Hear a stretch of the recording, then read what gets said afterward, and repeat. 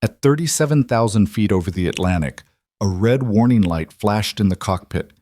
The captain's voice broke through the cabin, tight, controlled, urgent.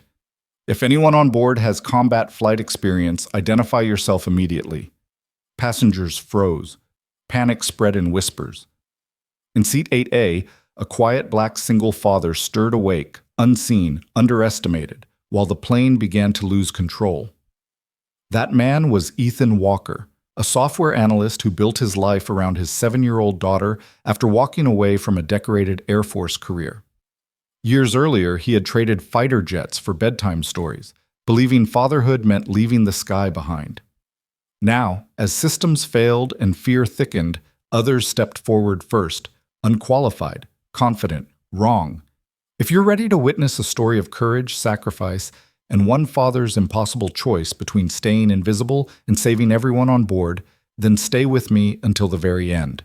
And please, comment below with your city so I can see how far this story travels across the world. Ethan Walker had learned long ago how to make himself small. Not physically. He stood 6'2" with shoulders that still carried the memory of military discipline, but in the way he moved through the world.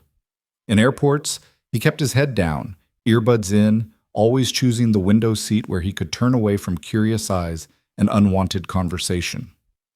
He dressed in muted colors, gray hoodies, dark jeans, nothing that drew attention.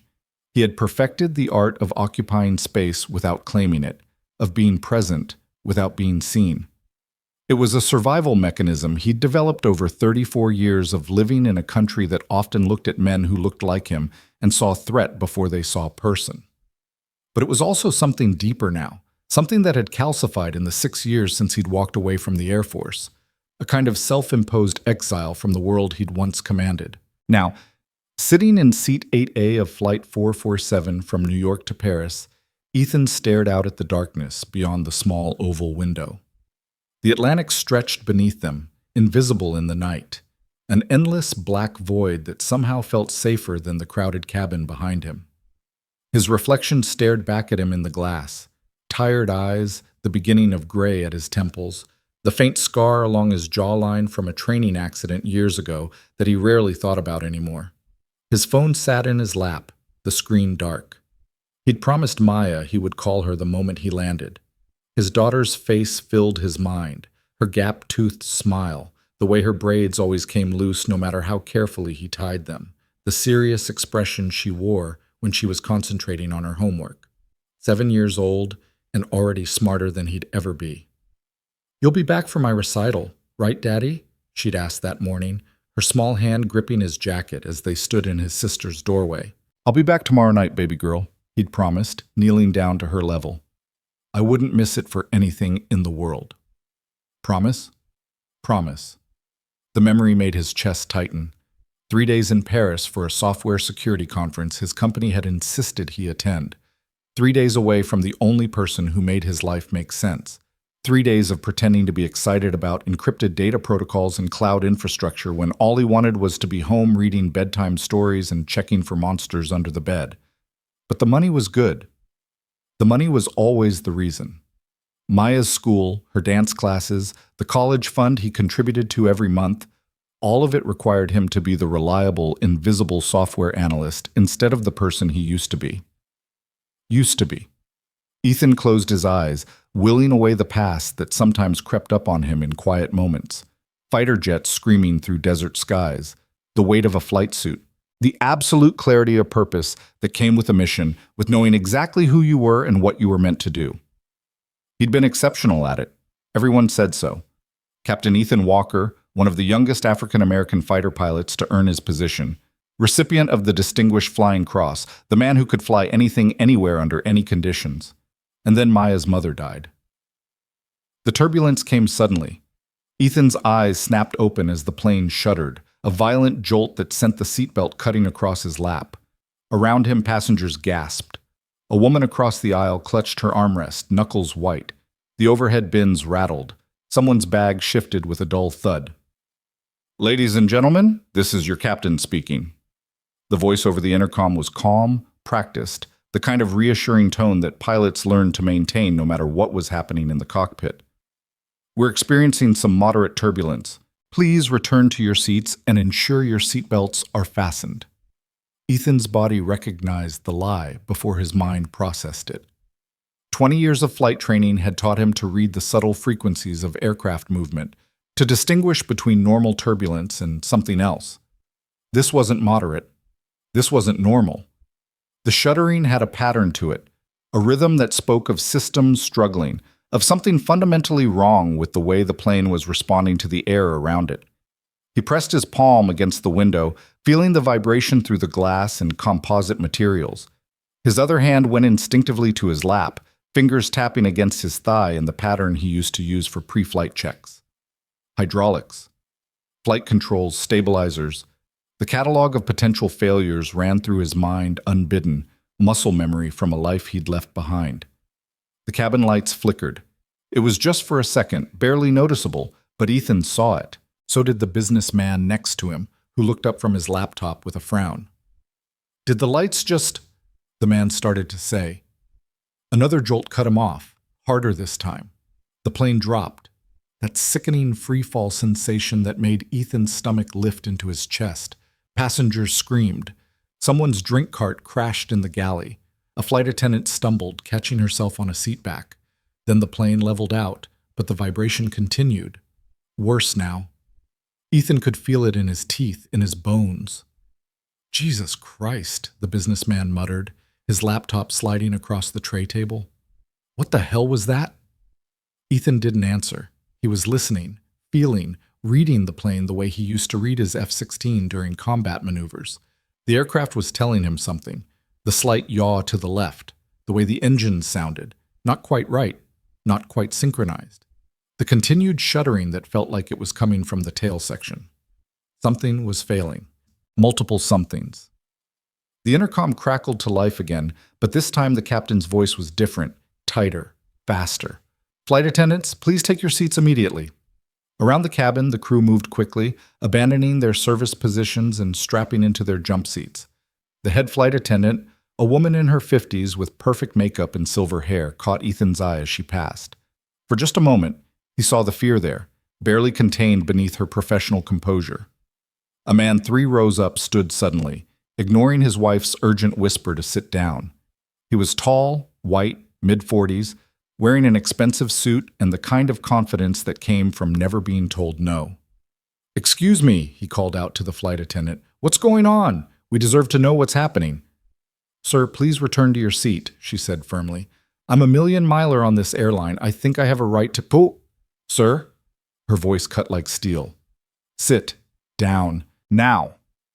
He sat. The tension in the cabin was palpable now, fear spreading like a contagion through whispered conversations and wide eyes. A child started crying somewhere in the back. A woman was praying in Spanish, her voice a steady murmur beneath the engine noise. Ethan watched it all with the detached observation of someone who had seen panic before, who knew how quickly it could spiral, how dangerous it could become. "Stay calm," he told himself. "You're a passenger. You're nobody. This isn't your problem." But his hands wouldn't stop shaking. The intercom crackled again, and this time there was no mistaking the urgency in the captain's voice. "Ladies and gentlemen, this is Captain Richards. We are experiencing a serious technical malfunction. I need to know immediately if there is anyone on board with combat flight experience. If you have military aviation training, please identify yourself to a flight attendant right away." The cabin went silent. For a moment, nobody moved. Nobody. Then chaos erupted. "Oh my God," someone sobbed. "We're going to crash," another voice wailed. "Does anyone know how to fly? Does anyone— Everyone calm down." The head flight attendant's voice cut through the panic. "Please remain calm and stay in your seats." But people were standing now, looking around desperately as if a pilot might materialize from thin air. The businessman next to Ethan grabbed his arm. Can you fly? You're military, right? You look military." Ethan shook his head, gently removing the man's hand. "I'm a software analyst." It wasn't technically a lie. It just wasn't the whole truth. "There," a woman near the front pointed. "That man said he's a pilot." Ethan craned his neck to see. 4 rows ahead, a man in his 60s was standing, waving his hand. He was portly, balding, wearing khakis and a polo shirt. The flight attendant rushed to him. Sir, you have flight experience? Yes, 20 years, commercial aviation. I flew 737s for Delta before I retired. Relief flooded the cabin like a wave. People started clapping. Someone shouted, "Thank God!" But Ethan felt his stomach drop. Commercial aviation wasn't combat flying, and whatever was wrong with this plane, based on the way it was shuddering and the specific pattern of the captain's distress call, required someone who knew how to fly when everything was going to hell. Someone who had trained for catastrophic system failures. Someone who had landed aircraft with damaged controls, failed hydraulics, compromised avionics. Someone like him. The retired pilot was being escorted toward the cockpit, accepting congratulations and pats on the shoulder as he passed. He looked nervous but determined, chest puffed out with the weight of sudden heroism. Ethan watched him go and said nothing, because this was what he did now. He stayed quiet. He stayed invisible. He had promised Maya he would come home, and the best way to keep that promise was to let someone else handle the crisis, to trust that the trained professionals would figure it out. Except the plane dropped again, harder this time, and the engine screamed with a sound that made every instinct in Ethan's body scream back. "Everyone remain calm," the flight attendant called out, but her voice was shaking now. 5 minutes passed. 10. The vibration grew worse. The plane was yawing more noticeably now, the nose drifting left, then overcorrecting right. Whatever the retired pilot and the captain were doing up there, it wasn't working. Ethan's fingers drummed against his thigh. Hydraulics. Had to be hydraulics. Probably the center system, maybe compounded by damage to the flight control computers. If they lost complete hydraulic pressure, the aircraft would become nearly impossible to control using conventional methods. They'd need to use differential thrust, manual trim, techniques that commercial pilots rarely trained for, but combat pilots did. He'd landed an F-16 with total hydraulic failure over Afghanistan. He'd flown a damaged aircraft 200 miles on one engine in prayer, brought it down on a runway half the recommended length because there was no other option. He'd done things in the sky that felt like magic, but were really just physics and skill and the absolute refusal to accept death as inevitable. "Daddy, you're the bravest person I know," Maya had said once, looking at his old flight photos. "No, baby," he'd told her. "Brave is staying. Brave is being here for you every single day." Was it brave now to stay silent? The plane shuddered violently, and somewhere in the cabin someone screamed. The overhead bins flew open, bags tumbled out, striking passengers. The oxygen mask dropped with a hiss and clatter, yellow plastic dangling like jellyfish. "Put on your oxygen masks!" the flight attendant shouted. "Put them on now!" Chaos. Pure chaos. People fumbling with masks, crying, praying, some frozen in terror.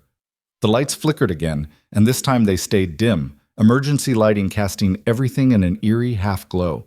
The intercom crackled. Static. Then the retired pilot's voice, shaking badly. I can't. The controls aren't responding the way they should. Captain Richards has lost consciousness. We need... His voice cut off.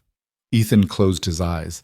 In his mind, he saw Maya's face, her recital tomorrow night, the pink tutu she'd been so excited about, the way she practiced her dance in the living room, tongue poking out in concentration, counting the steps under her breath. He saw her growing up without him. His sister trying to explain that Daddy's plane crashed. His daughter wondering if he'd been scared at the end, if he'd thought about her, if he'd tried to save everyone.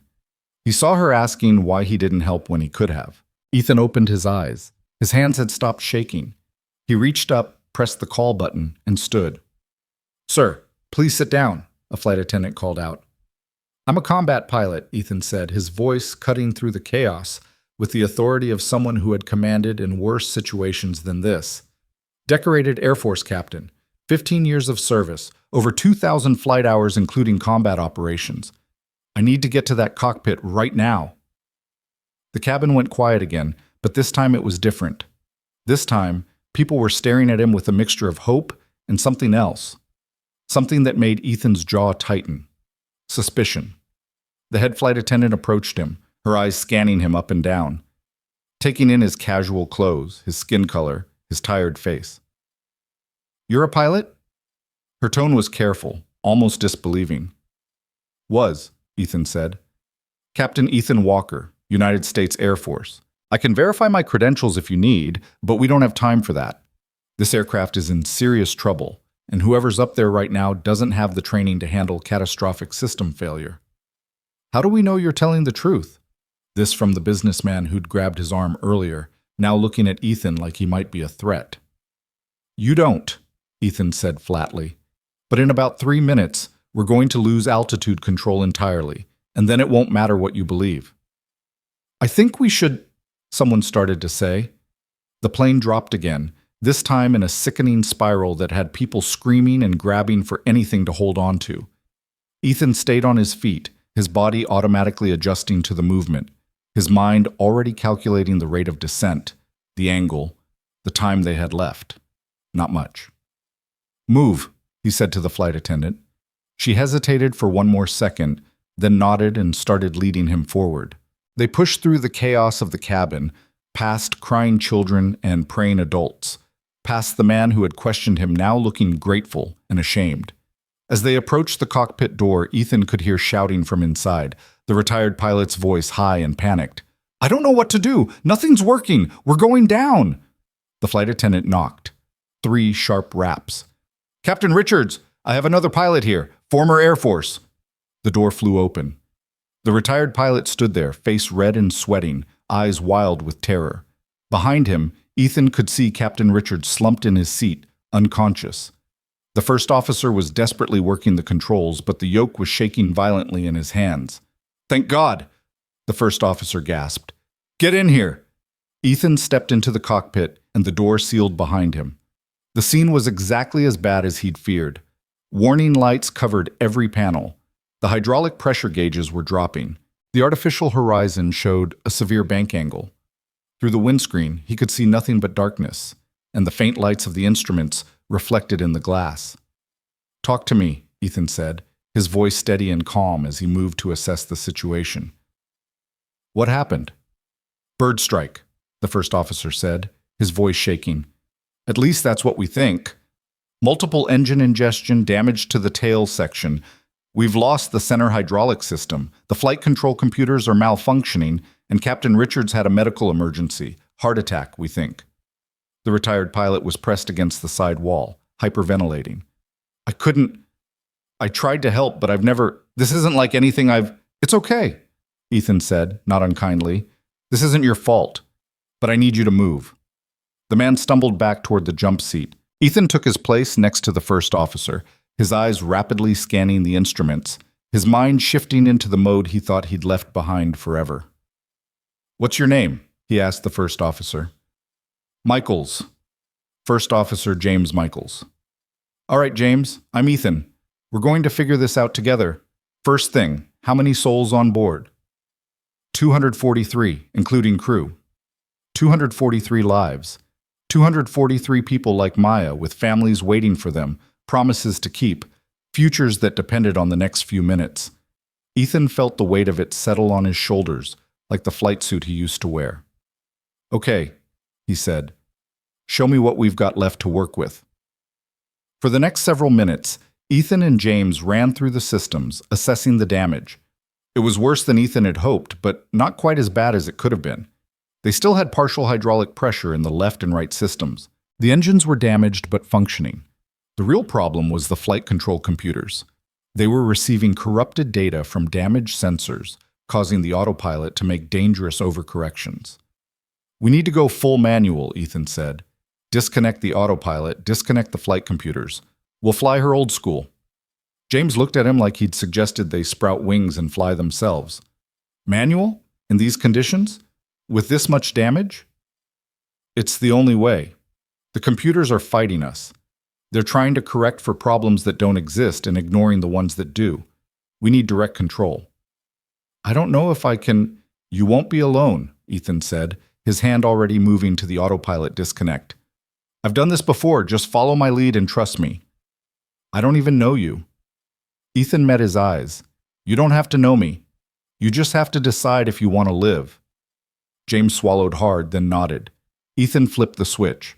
The autopilot disconnected with a warning chime that seemed to echo in the cramped cockpit. Immediately, the plane lurched. the nose dropping as the computer's corrections vanished. "Easy," Ethan said, his hands joining James's on the yoke. "Feel that? That's real. That's honest. The plane's telling us the truth now." Together they pulled back, gently bringing the nose up. The aircraft responded, sluggishly, fighting them, but responding. Ethan's hands worked in concert with James's, his muscle memory taking over, his body remembering what his mind had tried to forget. This was flying, raw and real and terrifying and beautiful. "We're still losing hydraulics," James said, his voice tight with concentration. "I know, we'll compensate with thrust. Watch. I'm going to reduce power on the left engines, increase on the right. That'll help us maintain heading." "That's insane." "That's physics. Trust the physics." Ethan's hands moved across the throttle controls with practiced precision, adjusting the engine thrust to compensate for the failing hydraulics. The plane shuddered, resisted, then slowly began to level out. "It's working," James breathed. "Holy shit, it's working." "Don't celebrate yet. We've got about 20 minutes of fuel before we need to be on the ground, and we're in the middle of the Atlantic. There's nothing out here. There's Iceland. Keflavik International. It's our only shot. That's over 100 miles away, and we're losing altitude. Then we better not waste time." Ethan's mind was already calculating. Rate of descent, fuel consumption, wind speed, the weight of the aircraft. All the variables that had to align perfectly for this to work. He'd done impossible things before, but this might be the most impossible of all. Behind them, the retired pilot was crying softly, muttering apologies.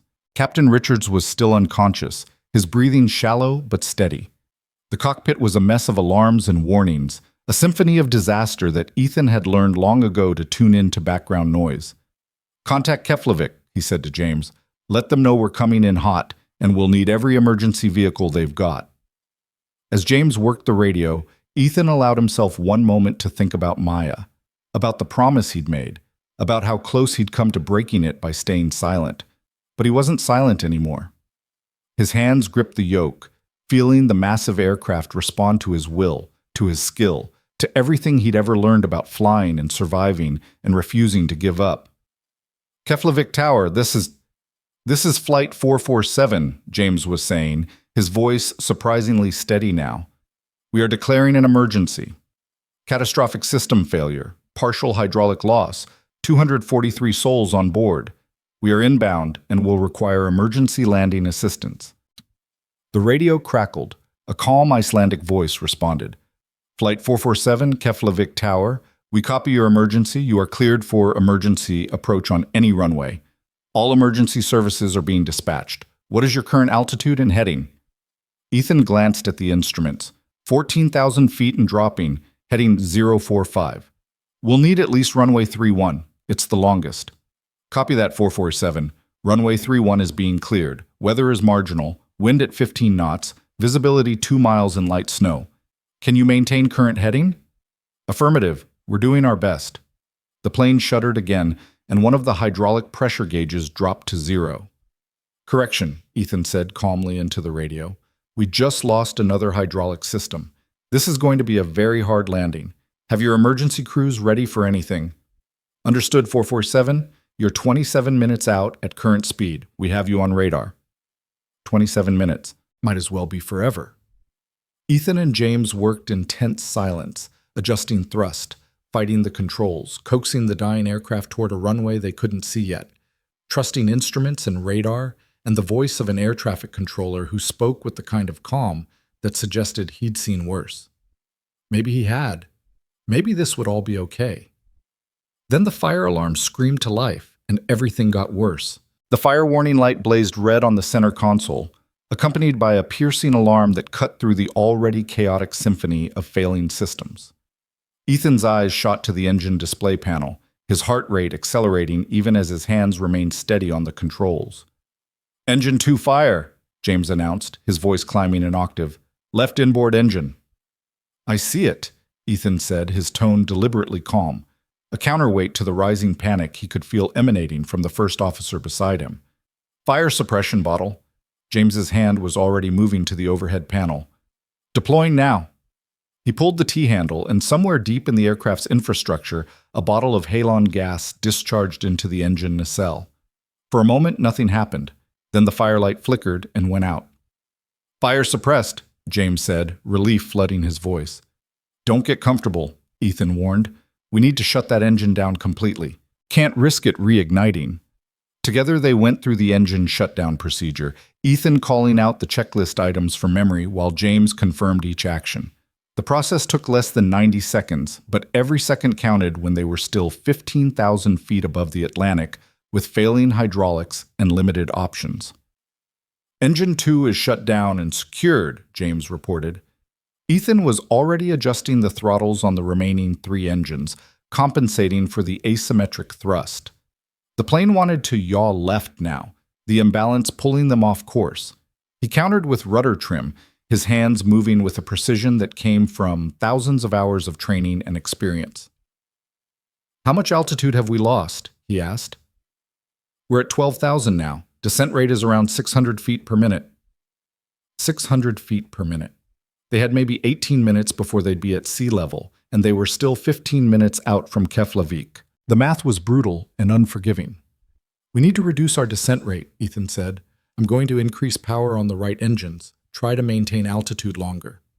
That's going to burn through our fuel faster." "I know, but hitting the water isn't an option."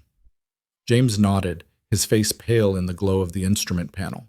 Behind them, the retired pilot had gone completely silent, pressed into the jump seat like he was trying to become part of the wall. Captain Richards groaned softly, showing signs of regaining consciousness, but still too disoriented to be of any help. The radio crackled. "Flight 447, Keflavik Tower. We show you've deviated slightly off course. Confirm your heading."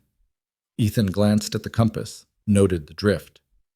"Tower, we've shut down an engine due to fire. We're compensating for thrust imbalance. Current heading is 048, adjusting back to 045. "Copy that, 447. We have emergency vehicles standing by. Medical teams are on alert. Do you require any specific equipment?" "We're going to need foam on the runway," Ethan said, "and tell your crash crews to expect a rough landing. We've got minimal control authority, and we're coming in heavy." There was a pause, then, "Understood, 447. Foam trucks are being deployed. You are cleared to land on runway 31. Wind is now 20 knots from the west. Visibility is down to 1 mile in snow." Perfect, just perfect. Ethan felt James tense beside him. Landing a crippled aircraft in marginal weather with crosswinds was the kind of scenario that flight instructors use to teach students about the limits of human capability and machine tolerance. It was the kind of thing you hope to never actually face, but here they were. "Talk to me about our hydraulic situation," Ethan said. James scanned the panel. "Left system is at 30% and dropping. Right system is at 45%. Center system is completely gone. What do we still have control of?" "Partial aileron control, limited elevator authority. Rudder is almost non-responsive. Flaps are questionable. We might get 1 deployment cycle if we're lucky." Ethan processed this information with the cold calculation of someone who had learned to separate fear from function. They had just enough control to maybe, possibly, if everything went perfectly, get the aircraft on the ground in one piece. Anything less than perfect would mean 243 people dying in the North Atlantic or scattered across the Icelandic tundra. "We'll use differential thrust for most of our control," he said. "Save what hydraulics we have left for the final approach. No flaps until we're absolutely committed to the landing. That means we're coming in fast. Very fast. This is going to be a controlled crash more than a landing." James looked at him, and Ethan saw the question forming on the first officer's face. The doubt. The fear that maybe they should just accept the inevitable and prepare for impact instead of fighting for a landing that might be impossible. "We can do this," Ethan said firmly. "I've landed worse." "Have you?" "No," Ethan admitted, "but I'm going to anyway." It was such a ridiculous statement, so absurdly confident in the face of overwhelming odds, that James actually laughed. It was a short, sharp bark of sound that was more hysteria than humor, but it broke the tension just enough. "You're insane," James said. "Probably, but I'm also your best chance of seeing your family again. You got kids?" "2 boys, 6 and 8. Then let's make sure they still have a father tomorrow. The words were barely out of Ethan's mouth when the plane hit severe turbulence. The aircraft bucked and rolled, the damaged systems screaming in protest as they tried to compensate for forces they could barely control. Ethan and James both gripped the yoke, fighting to keep the nose level, their combined strength barely enough to counter the violent movements. "Come on!" Ethan growled through gritted teeth. "Come on, hold together." The turbulence lasted 30 seconds that felt like 30 minutes. When it finally subsided, they were at 10,000 feet and off course by nearly 15 degrees. "Compensating," Ethan said, already adjusting the engine thrust to bring them back on heading. "James, I need you to start dumping fuel. We're too heavy for this landing." Fuel dump is controlled by the center hydraulic system. It's not responding. Of course it wasn't. Of course, the one thing that might give them a better chance was controlled by the one system that had completely failed. "All right," Ethan said. "Then we land heavy. It's going to put extra stress on the landing gear, and we'll need more runway to stop, but it's doable." Behind them, Captain Richard stirred and spoke for the first time, his voice weak and slurred. "What's happening?" "Captain, please stay still," James said quickly. "You've had a medical emergency. We've got things under control up here." Who's flying?" "I am, sir," Ethan said, not taking his eyes off the instruments. "Former Air Force. We're attempting an emergency landing in Keflavik." Richards tried to sit up, then fell back with a groan. "Air Force? I don't know you." "No, sir, you don't. I was a passenger, but right now I'm your best option." The captain seemed to process this through his pain and confusion. "The passengers, are they scared but alive?" Ethan said. "And that's how we're going to keep them." Through the cockpit door, Ethan could hear the muted sounds of the cabin. Crying, praying. The flight attendants trying to keep everyone calm and in their seats. 243 souls putting their trust in two men they'd never met, and one man they'd barely believed when he said he could help. Ethan thought about that moment in the cabin, standing up and identifying himself.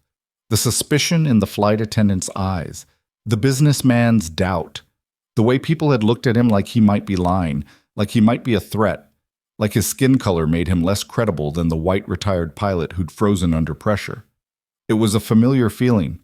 He'd faced it his entire career in the Air Force. The subtle and not-so-subtle questioning of his credentials, his authority, his right to be in the cockpit of a multi-million-dollar fighter jet. He'd had to be twice as good to be considered half as competent, had to prove himself over and over again while white pilots with lesser records were given the benefit of the doubt. But he'd done it. He'd earned his wings, his rank, his decorations. He'd become one of the best pilots in his squadron, and everyone knew it, even if they didn't always want to admit it. And then he'd walked away from all of it. 8,000 feet, James announced, pulling Ethan from his thoughts. "We're 12 minutes out." 12 minutes. They'd lost altitude faster than expected, which meant they might not make it to the runway. They might have to ditch in the ocean after all, and then all of this would be for nothing. "Tower, we need an update on weather," Ethan said into the radio. "Any clearing in the visibility?" "Negative, 447. Snow is intensifying. Visibility is now 3/4 of a mile. We're at minimums for emergency operations." 3/4 of a mile. They'd be lucky to see the runway until they were almost on top of it. This was turning into an instrument approach in conditions that would normally ground every aircraft at the airport. But they weren't every aircraft. They were a crippled plane full of terrified people, with no other options. "We're committed now," Ethan said to James. "No turning back. You ready for this?" "Do I have a choice?" "No. But I'm asking anyway." James took a deep breath, then nodded. "I'm ready. What do you need me to do?" "Keep monitoring our systems. Call out our altitude and airspeed. Watch for any other failures. When I tell you to deploy flaps, do it immediately. We might only get one shot. And most importantly, if I say we need to abort, we pull up and ditch in the ocean. No arguments." "If we ditch, our survival chances are better than hitting terrain at 200 knots, Ethan interrupted. "I'll make the call. You just have to trust it." "I don't know if I can." "Yes, you can. You've already done the hard part. You asked for help. You let someone else take control. That takes courage." James met his eyes. "You really believe we can land this thing?" "I believe we don't have any other choice," Ethan said. And I believe that when there's no other choice, you find a way or you make one. The words were as much for himself as for James, because the truth was, Ethan wasn't sure if they could land. The aircraft was barely responding to inputs. They were approaching in terrible weather. They had minimal control authority, and they were going to be coming in at speeds that would make even a perfect landing dangerous. But Maya was waiting for him, and 242 other people had families waiting for them. That had to be enough. 6,000 feet, James called out. Airspeed 190 knots. Too fast. They were descending too fast. Ethan increased power on the remaining engines, trying to arrest their descent without burning through what little fuel they had left. The plane responded sluggishly, fighting him, the damaged systems making every input feel like pushing through molasses. He could feel the aircraft dying beneath his hands, systems shutting down one by one, the margin for error shrinking with every passing second. "Come on," he whispered. "Just hold together a little longer, just a little longer." The radio crackled. "Flight 447, you are 10 miles out. Begin your descent to 3,000 feet. Runway 31 is clear and foamed. Emergency vehicles are in position." "Roger, tower, beginning descent." Ethan pulled the throttles back fractionally, letting the nose drop slightly. The plane descended, but the rate was erratic, unstable. Without proper hydraulic control, every adjustment was a gamble. 5,000 feet, James said. His voice was steadier now, focused. He'd found his center, that calm place that pilots learned to inhabit when everything was going wrong. "Airspeed 185. We need to slow down," Ethan said. "I'm deploying speed brakes." He reached for the speed brake lever and pulled. The brakes extended partially, the hydraulics fighting him every step, but they extended enough. The aircraft shuddered as the increased drag fought against their forward momentum. "Airspeed decreasing," James reported. 175. 170. That's good. Hold it there. They broke through 4,000 feet, then 3,000.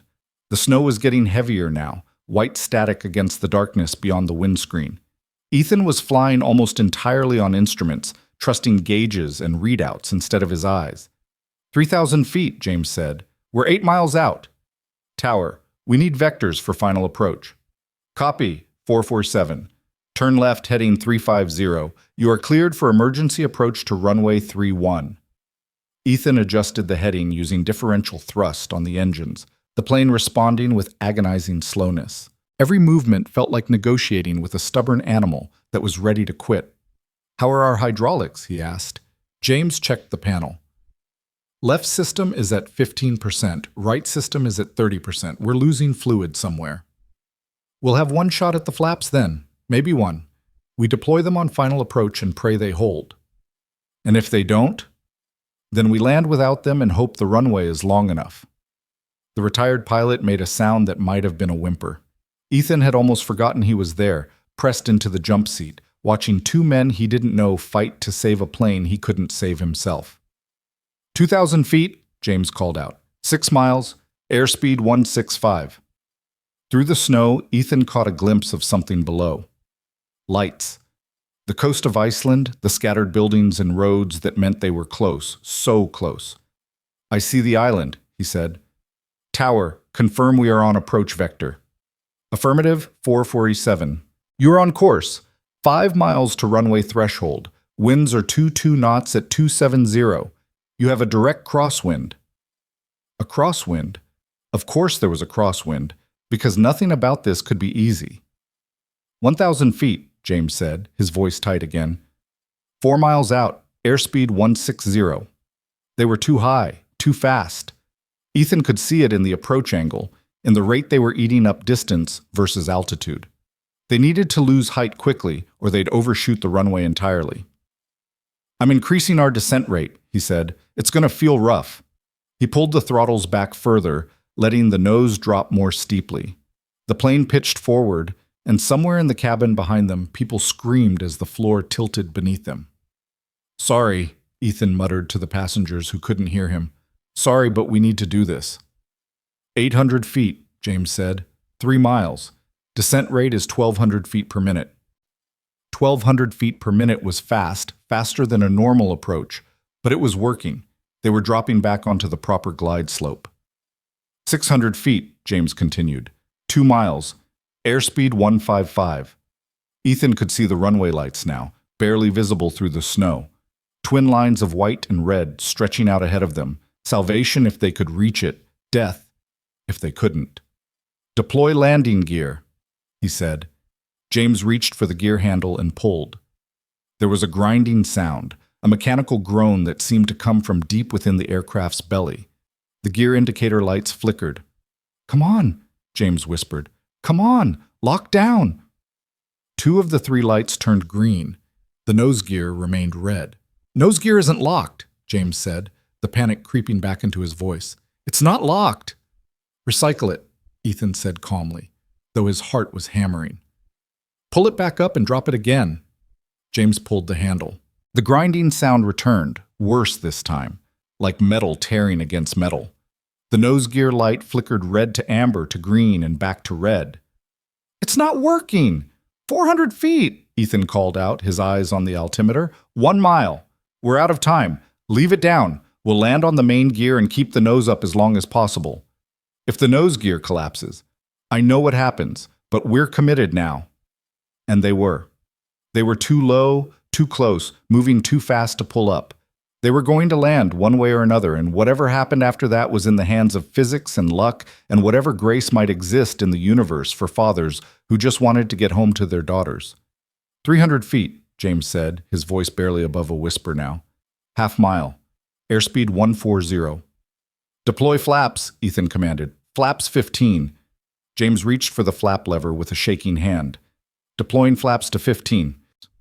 The flaps extended, the hydraulic motors whining in protest. The plane shuddered as the increased lift and drag fought for dominance. The flaps indicator showed 15 degrees and held. "Flaps are set," James confirmed. The runway was rushing toward them now, concrete and foam visible through the driving snow. Ethan could see the emergency vehicles lined up along the taxiway, their lights flashing red and white, ready to respond to whatever disaster was about to unfold. 200 feet, James said. Airspeed 135. Still too fast. They were going to land hot, going to eat up runway at a terrifying rate. But there was nothing left to do except try. 100 feet. Ethan's hands gripped the yoke with every ounce of strength he had. His feet worked the rudder pedals, fighting the crosswind that was trying to push them off centerline. He could feel James beside him, hands on the controls too, both of them working together to keep the dying aircraft pointed at the narrow strip of safety ahead. 50 feet. The ground effect hit them, that strange cushion of air that builds up beneath an aircraft just before touchdown. The plane wanted to float, wanted to stay airborne just a little longer. But Ethan had no intention of floating.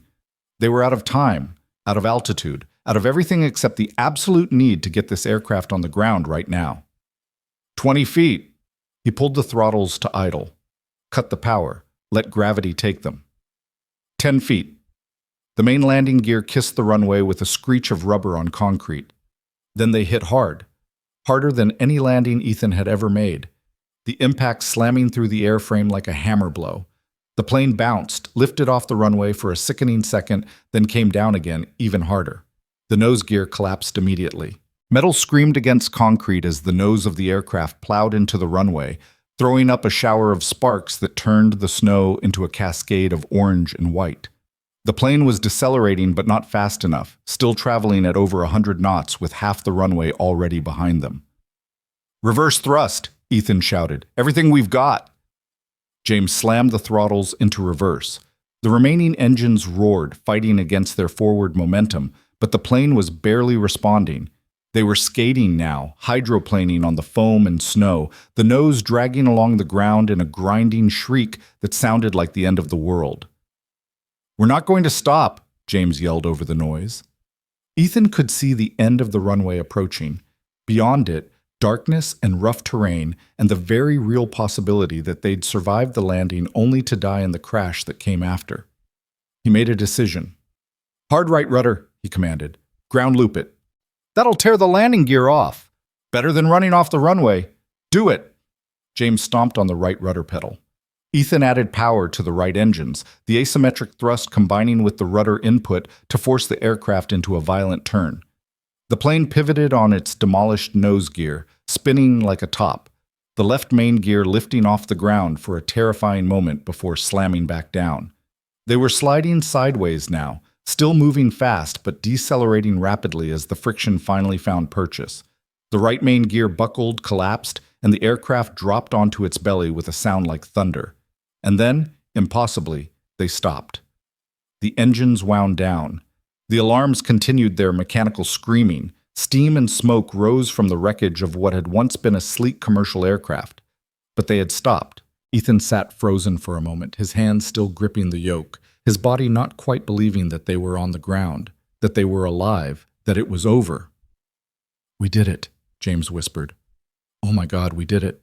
Through the cockpit windows, emergency vehicles were already converging on the wreckage, their lights painting the twisted metal in strobing colors of red and white and amber.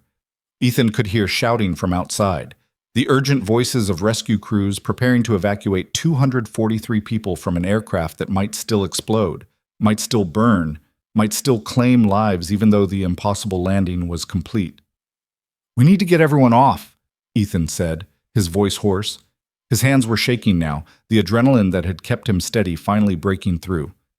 "James, can you help Captain Richards? I'll coordinate with the crew."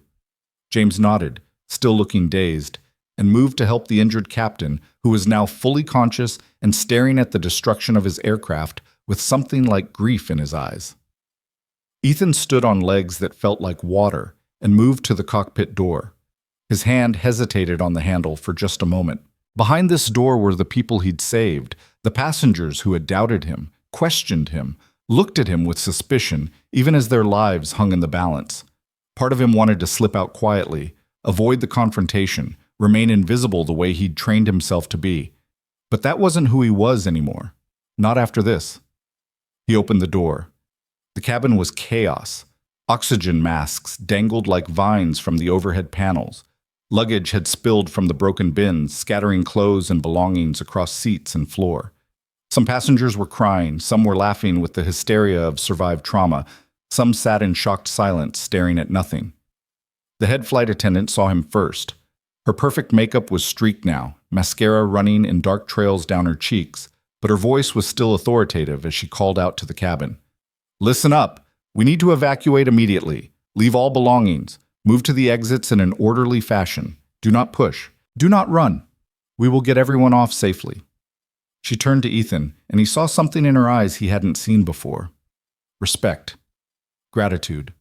Recognition. "Thank you," she said simply. Ethan nodded, not trusting his voice, and moved down the aisle to help. The emergency slides had already deployed from the 2 rear exits. The front exits were damaged, unusable. Passengers were filing toward them with varying degrees of calm, some moving efficiently, others frozen with fear or shock. "Come on," Ethan said to a woman clutching her purse with white knuckles. "You need to leave that behind. Let's get you out of here." "But my passport, my medication." "Your life is more important. Please, just come with me." He guided her toward the exit, then turned back to help an elderly man who was struggling with his seatbelt. A child was screaming somewhere near the front, calling for his mother. A flight attendant was trying to calm a passenger who insisted on retrieving his laptop from the overhead bin. It was organized chaos, and Ethan moved through it with the same focused calm he'd used in the cockpit. One person at a time, one problem at a time. Keep everyone moving, keep everyone alive. "You." A hand grabbed his arm. Ethan turned to find the businessman from seat 8B, the one who had sat next to him, who had questioned whether he was really military. The man's face was pale, his expensive suit rumpled and stained. "You saved us. You actually saved us." "We're not safe yet," Ethan said, gently removing the man's grip. "We need to keep moving." "I didn't believe you," the businessman continued, following Ethan down the aisle. "When you said you were a pilot, I thought, I'm sorry. I'm so sorry." Ethan paused, looked at the man properly, saw the shame there, the guilt, the realization of his own prejudice staring back at him in the aftermath of survival. "You don't need to apologize to me," Ethan said quietly. "You need to examine why you didn't believe me in the first place. But right now, you need to get off this plane." He moved on before the man could respond, helping more passengers, directing traffic toward the exits. his mind already running through the evacuation procedures he'd learned years ago in military training. Always assume the worst. Always plan for fire, for explosion, for the thing that can still go wrong even after everything else has gone right. The rear exits were clogged now, passengers backing up as they hesitated at the edge of the emergency slides. Ethan pushed his way through. "It's okay," he called out. "The slides are safe. Sit down, cross your arms, and push off. The rescue crews are right there to help you." An older woman at the front of the line was shaking her head. I can't do it." "Yes, you can," Ethan said, moving to her side. "I know it looks scary, but it's the only way off. And I promise you, what we just survived was much scarier than this slide." She looked at him, really looked at him, and something in his face must have convinced her because she nodded and sat down at the edge of the opening. Ethan helped position her, made sure her arms were crossed. "On 3, he said. 1, 2, 3. She pushed off and disappeared down the slide with a yelp that turned into a scream that faded as she reached the bottom. A rescue worker was there immediately, helping her up and away from the aircraft. "See?" Ethan said to the next person in line. "Easy. You're next." The line began moving again, passengers sliding down one after another, some graceful, some tumbling, all of them alive. Ethan stayed at the exit, helping each person, encouraging them, keeping the flow steady. "Where's my daughter?" A woman's voice, shrill with panic. "Has anyone seen a little girl, 6 years old, pink jacket?" "She went down already," a flight attendant called back. "I saw her. She's safe with the rescue crew." The woman sobbed with relief and hurried to the exit. Every face that passed reminded Ethan of Maya. Every child made his chest tighten with the knowledge that his daughter was waiting for him, trusting that her father would keep his promise to come home. And now he would. Against all odds, against every probability, he would. The cabin was nearly empty now. Just a few stragglers, the flight crew doing final sweeps, and Ethan standing at the exit making sure everyone got out. Through the opening, he could see the rescue operation in full swing. Ambulances lined up, medical teams triaging passengers, fire crews spraying foam on the smoking engines. "Sir, you need to evacuate now." The head flight attendant appeared at his shoulder. "The aircraft is unstable. We need to go." "Where's James, the first officer?" "Already out. He helped get Captain Richards down. You're one of the last. Please." Ethan took one more look around the ravaged cabin. Empty seats, scattered belongings, the physical evidence of lives disrupted but not destroyed. 243 people who would see tomorrow because he had chosen to stand up, to speak up, to stop being invisible. "All right," he said, "let's go." He sat at the edge of the emergency exit, the cold Icelandic air rushing up to meet him, carrying the smell of jet fuel and foam and snow. Below, rescue workers were waving, calling for him to come down. Ethan crossed his arms, took a breath, and pushed off. The slide was fast and disorienting, the world spinning in a blur of white and gray until strong hands caught him at the bottom, steadied him, pulled him away from the wreckage. "Are you injured?" A rescue worker in a bright yellow vest was checking him over, shining a light in his eyes. "I'm fine," Ethan said. "Were you in the cockpit during the landing? We need to get you checked out." "I'm fine," Ethan repeated, but his legs chose that moment to betray him, buckling beneath him as the full weight of what he'd just done crashed over him like a wave. The rescue worker caught him, helped him sit on the cold ground. Someone wrapped a thermal blanket around his shoulders. Someone else was offering him water. Around him, the organized chaos of a mass casualty event unfolded with practiced efficiency. But all Ethan could see was the aircraft, the twisted wreckage of Flight 447, its nose crushed, landing gear destroyed, but mostly intact. Mostly whole. A testament to impossible odds overcome. "Ethan!" James was running toward him, limping slightly, but alive, his face split in a grin that looked almost manic. "We did it! We actually did it!" The first officer grabbed him in a hug that nearly knocked them both over. Ethan found himself hugging back, clinging to this stranger who had trusted him in the most crucial moments of both their lives.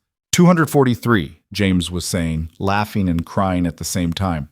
243 souls and everyone's alive. Minor injuries, some broken bones, but everyone's alive. "Captain Richards? He's stable. They're taking him to the hospital now. He's going to make it." Ethan closed his eyes, let himself feel the relief, the gratitude, the sheer overwhelming magnitude of what they had accomplished. "Hey," James pulled back, his hands on Ethan's shoulders. "You saved my life. You saved all of us. I don't know how to—" "You don't have to say anything," Ethan interrupted. "You did your part. We both did." But James was shaking his head. "No. No, man. I was ready to give up. I was ready to accept that we were all going to die. You're the one who believed we could land. You're the one who knew how." Before Ethan could respond, a crowd was forming around them. Passengers who had been evacuated, who had been checked by medical teams, who now wanted to see the man who had saved them. They came slowly at first, hesitant, then all at once in a surge of gratitude and emotion. "Thank you," an elderly man gripping Ethan's hand. "Thank you so much. You're a hero." A woman with tears streaming down her face. "A real hero." "I can't believe we made it." The businessman from 8B, his voice thick with emotion. "I can't believe you got us down." More voices, more hands reaching for him, touching his shoulders, his arms, needing that physical confirmation that he was real, that their salvation wasn't a dream. Ethan felt himself being pulled into hugs, felt the weight of their gratitude pressing down on him. It was overwhelming. It was too much. He wasn't used to being seen, to being acknowledged, to being the center of attention.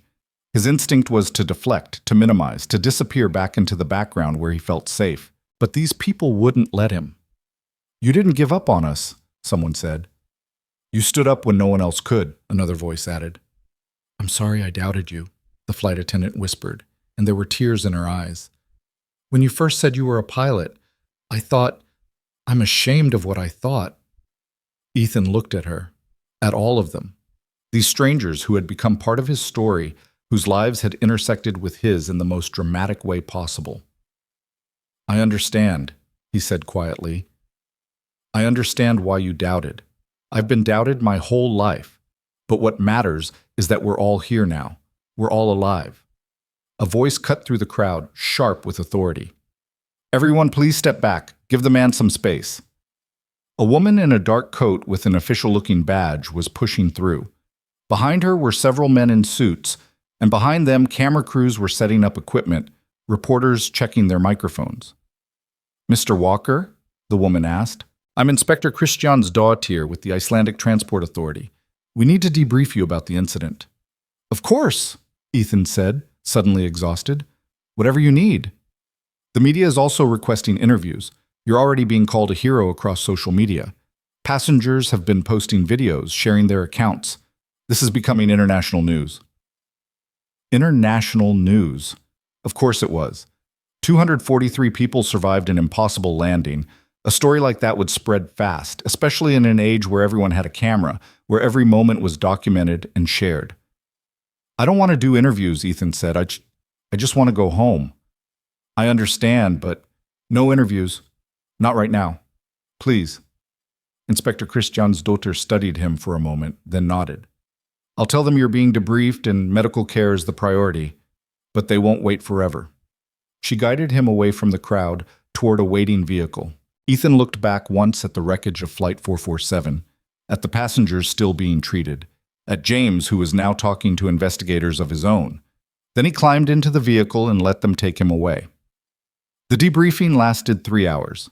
Inspector Kristjans Daughter was thorough and professional, asking detailed questions about every decision, every action, every moment from when the captain first called for help to when the aircraft finally stopped on the runway.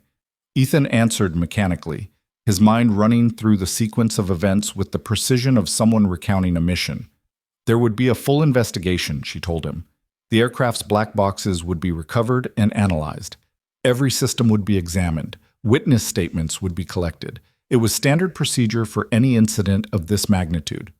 "But unofficially," she said as the formal interview concluded, "what you did was extraordinary. The preliminary assessment suggests that landing should have been impossible. The fact that you got it down with everyone alive is remarkable." "I had help," Ethan said. "First Officer Michaels was crucial, and the flight attendants kept the passengers calm. It wasn't just me." "Take the credit, Mr. Walker," she said with a slight smile. You've earned it. But credit felt strange, uncomfortable, like putting on someone else's clothes. Ethan had spent 6 years making himself small, avoiding recognition, staying in the shadows. Being thrust into the spotlight felt wrong, even if it was for the right reasons. They let him go finally, with instructions to remain available for follow-up questions and a reminder that the airline would be in contact regarding compensation and legal matters. A representative from the airline was waiting outside the interview room, a young man in a crisp suit who looked simultaneously grateful and terrified. Mr. Walker, on behalf of the airline, I want to express our deepest gratitude for your actions today. You saved 243 lives, including several of our crew members. We are in your debt. I don't want anything from the airline, Ethan said. I just want to go home. Of course, of course. We've arranged accommodation for you here in Reykjavik. The airport is closed due to the incident, but we'll get you on the first available flight back to New York tomorrow. Tomorrow. Maya's recital was tonight. He was going to miss it. The realization hit him like a punch to the chest. He'd survived the impossible, saved hundreds of lives, and he was still going to break his promise to his daughter. I need to make a phone call, Ethan said. Absolutely. There's a private room you can use.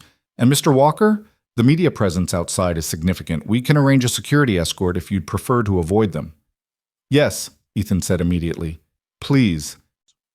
They led him to a small office with a desk and a chair in blessed silence. Ethan pulled out his phone, miraculously undamaged despite everything, and stared at the screen. He had 17 missed calls, texts from his sister, from friends who had seen the news, from colleagues at work. But he ignored all of them and dialed his sister's number. She answered on the first ring. Ethan? Oh, thank God. Ethan, we saw the news. We saw your name. Are you okay? I'm okay, Janelle. I'm safe. I'm in Iceland. Iceland? What? The plane. They said it crashed. They said, we landed. Everyone's alive. It's a long story, and I'll tell you everything, but right now I need to talk to Maya. Is she there? There was a pause. Ethan, her recital starts in 20 minutes. I know I'm not going to make it. I just need to talk to her, please. He heard rustling, his sister's muffled voice talking to someone else, then small footsteps, then breathing on the other end of the line that he would recognize anywhere. Daddy? Ethan closed his eyes, felt the tears he'd been holding back all day finally start to fall. Hey, baby girl, hey! Are you coming to my recital? Aunt Janelle said you were on a plane that had trouble. Yeah, sweetheart. Yeah, my plane had some trouble, but I'm okay. I'm safe. Are you going to make it? This was it. The moment where he had to tell his 7-year-old daughter that he was breaking his promise, that despite everything he'd done, despite saving all those lives, he was still failing her in the way that mattered most. No, baby, I'm not going to make it. I'm so sorry. I'm in a different country, and I can't get home in time. There was silence on the other end. Ethan could hear her breathing, could imagine her face, the way her bottom lip would tremble when she was trying not to cry, the way she'd look down at her feet. But you promised, Maya said, her voice small and hurt. I know I did, and I'm so sorry. I wanted to be there more than anything. But something happened and I couldn't. I had to help some people, and I couldn't leave them. What people?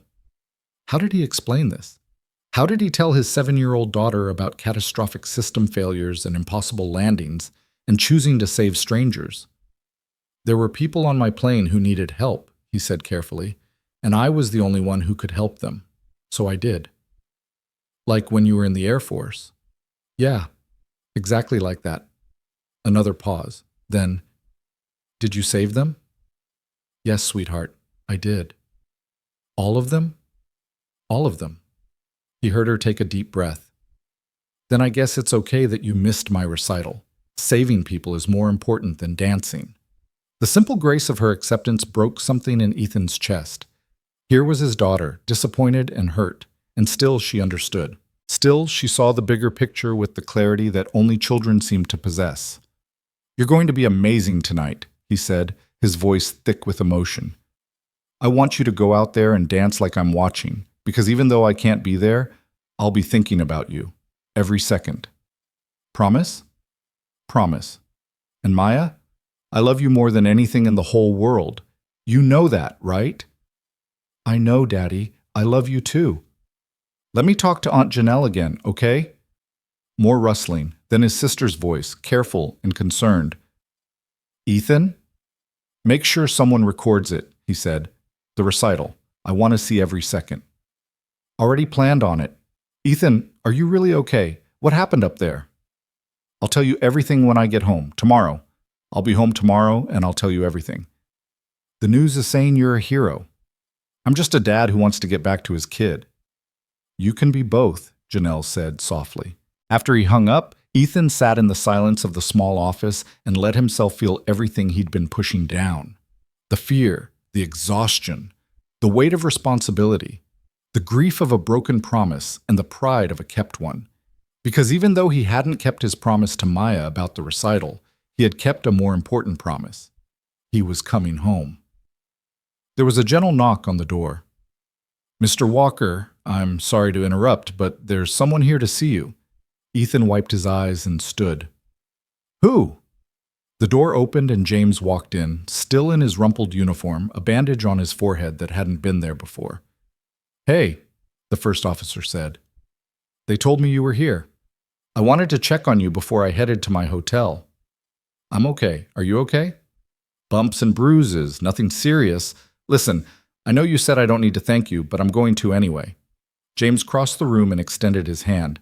What you did today, the skill, the courage, the absolute refusal to accept failure, I've never seen anything like it. And I've been flying for 20 years. Ethan shook his hand. You kept it together when it mattered. That took courage too. I was terrified. So was I. James laughed, a real laugh this time. You didn't show it, not for a second. You were completely calm the entire time.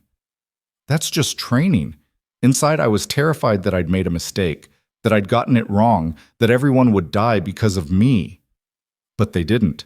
They lived because of you, and I'm going home to my boys because of you.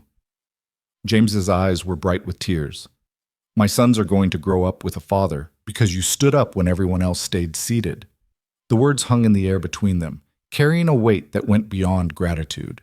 It was acknowledgement of the choice Ethan had made, the risk he had taken, the life he had stepped back into, even though he'd sworn he was done with it. Will you stay in touch? James asked.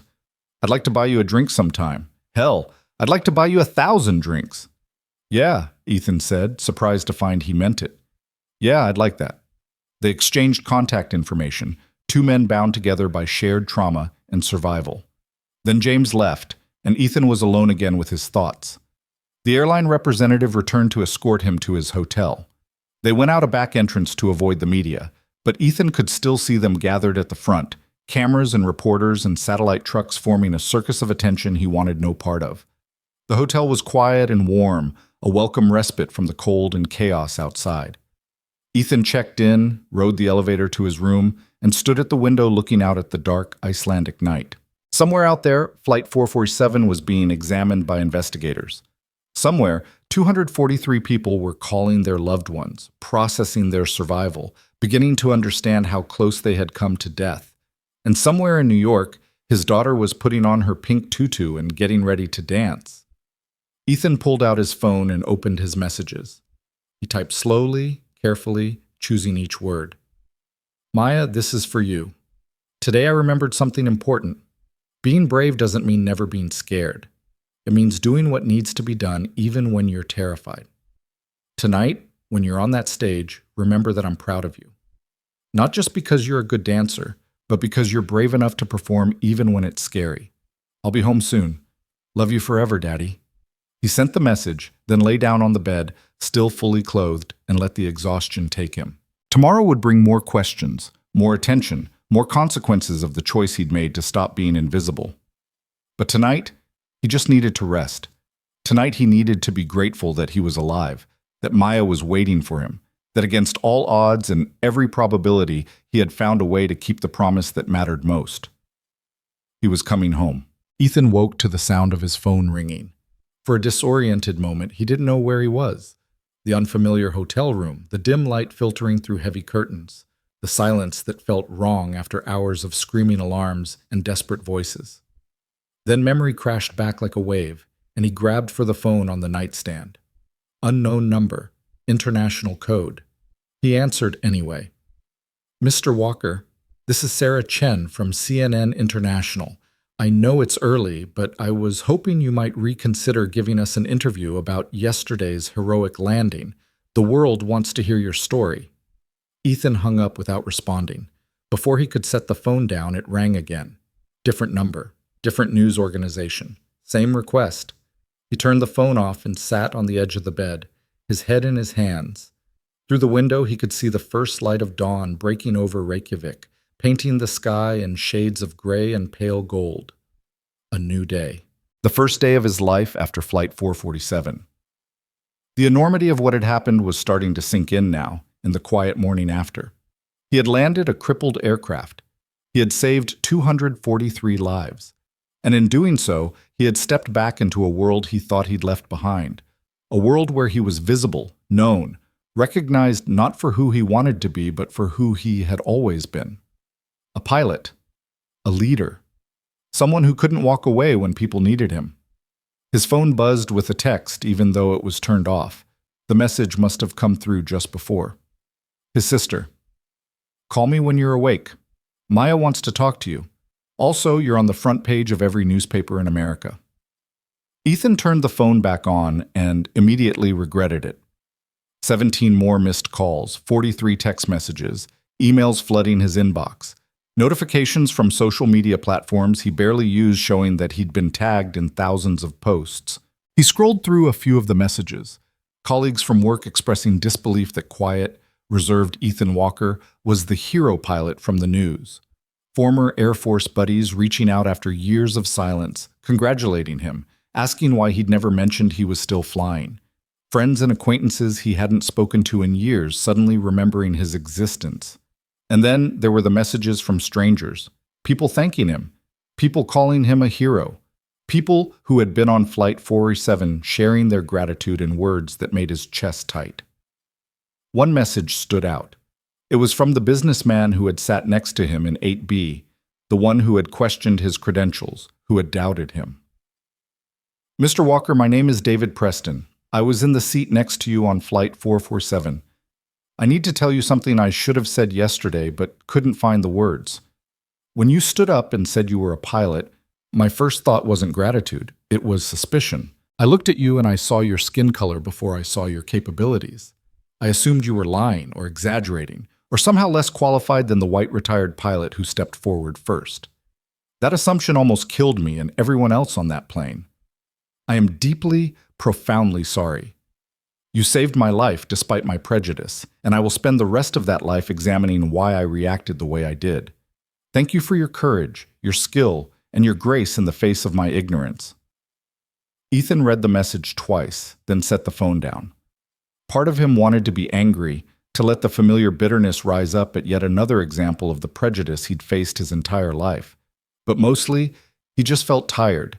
Tired of being doubted. Tired of having to prove himself over and over. Tired of the weight of other people's assumptions. But he was also alive. And so was David Preston. And maybe that was enough. A knock at the door interrupted his thoughts. "Mr. Walker? It's Anders from the airline. I have some information about your flight home." Ethan opened the door to find the young man from yesterday, still in his crisp suit, looking like he hadn't slept. Behind him was a security guard Ethan hadn't seen before. "Good morning," Anders said. "I apologize for the early hour, but the situation has become complicated. The media presence at the airport is significant. We've had to arrange alternative transportation for you." Alternative transportation? A private charter. The airline is covering all costs, of course. We want to ensure you can return home without being mobbed by reporters. Ethan almost laughed. A private charter. Yesterday he'd been a software analyst taking a commercial flight to a conference he didn't want to attend. Today he was important enough for private jets and security escorts. "When can I leave, so?" he asked. "Within the hour, if you're ready. We have a car waiting downstairs, and the aircraft is being prepared now." "Then I'm ready." 30 minutes later, Ethan was in the back of a black SUV with tinted windows, Anders in the front seat directing the driver, the security guard riding shotgun. They took a route that avoided the main terminal, pulling directly onto the tarmac where a small private jet waited. Mr. Walker, before you board, I need to inform you that the airline's legal team and public relations department are very eager to speak with you. They've prepared some talking points if you decide to make a statement to the media. I'm not making a statement. Anders looked uncomfortable. I understand your reluctance, but the story is already out there. Passengers have been interviewed. First Officer Michaels gave a statement praising your actions. The airline would like to control the narrative, ensure the facts are represented accurately. The facts are simple, Ethan said. The plane had a catastrophic failure. I had the training to help. I helped. That's all anyone needs to know. With respect, Mr. Walker, it's more than that now. You're being called a hero. There are already discussions about commendations, possibly congressional recognition. The airline wants to support you through this process. Congressional recognition. The absurdity of it struck Ethan like a slap. He had spent 6 years trying to disappear, to be nobody special, to live a quiet life focused on raising his daughter. Now politicians wanted to use him for photo opportunities and public relations. I don't want their recognition, he said firmly. I want to go home to my daughter. That's all I've ever wanted. Anders nodded, seeming to understand that pushing further would be pointless. They boarded the small jet, just 8 seats, leather and luxury, that felt obscene after yesterday's trauma. Ethan chose a seat by the window and buckled in, watching through the glass as the ground crew prepared for departure. The flight back to New York was smooth and uneventful, the kind of routine journey that Flight 447 was supposed to have been. Ethan spent most of it staring out the window, watching the Atlantic pass beneath them, thinking about the vast darkness that had waited below just 24 hours ago. His phone buzzed with another message, this one from James. Landed safe in Chicago. Boys tackled me at the airport, cried for about an hour straight. Can't thank you enough. Let me know when you're ready for that drink. Ethan smiled and typed back. Glad you made it home. Give your boys a hug from me. Another message, this one from Inspector Christians Dottir. Preliminary investigation confirms your account. Black box data shows you successfully executed a manual landing with less than 20% hydraulic capacity remaining. The aviation community is calling it one of the most remarkable emergency landings in modern history. Well done, Captain Walker. Captain Walker. He hadn't been called that in 6 years. The title felt strange and familiar at the same time, like putting on an old coat and finding it still fit despite the passage of time. The jet began its descent into New York just after noon. Anders had arranged for them to use a private terminal, away from the main passenger areas where press might be waiting. But as they approached the airport, Ethan could see news helicopters circling, their cameras no doubt trained on every arriving aircraft, hoping to catch a glimpse of the hero pilot. They're persistent, Anders said apologetically. We'll get you out through a secure exit. There's a car waiting to take you wherever you need to go. I need to go to my sister's house in Brooklyn. My daughter is there. Of course, we'll take you directly there. The landing was perfect, textbook smooth, and Ethan felt a strange disconnect between this effortless arrival and yesterday's desperate struggle. This was how flying was supposed to be, controlled, predictable, safe. But yesterday had reminded him that aviation always existed on the edge of disaster, that every routine flight was a temporary victory over the forces that wanted to tear metal and flesh from the sky. They deplaned quickly, moving through the private terminal with practiced efficiency. Ethan signed some paperwork he barely read, accepted a business card from Anders with contact information for the airline's legal team, and was shepherded into another black SUV. Mr. Walker, Anders said through the open door before Ethan could close it, whatever you decide about the media, about recognition, about any of this, the airline supports you. You saved a lot of lives yesterday. That matters. Thank you, Ethan said, meaning it despite his frustration with the circus of attention. The drive to Brooklyn took 40 minutes through midday traffic. Ethan spent it staring out the window at the familiar streets of New York, the city he'd called home for the past 6 years, the place where he'd built his quiet life with Maya after everything fell apart. His sister lived in a brownstone in Park Slope, a neighborhood of tree-lined streets and young families. The SUV pulled up outside, and Ethan could see the curtains move in the front window. Before he could even open the door, it was flying open and Maya was running down the steps. Daddy! Ethan caught her in his arms, lifted her off the ground, buried his face in her braids, and breathed in the familiar smell of her strawberry shampoo. She was real and solid and alive, and so was he, and nothing else mattered.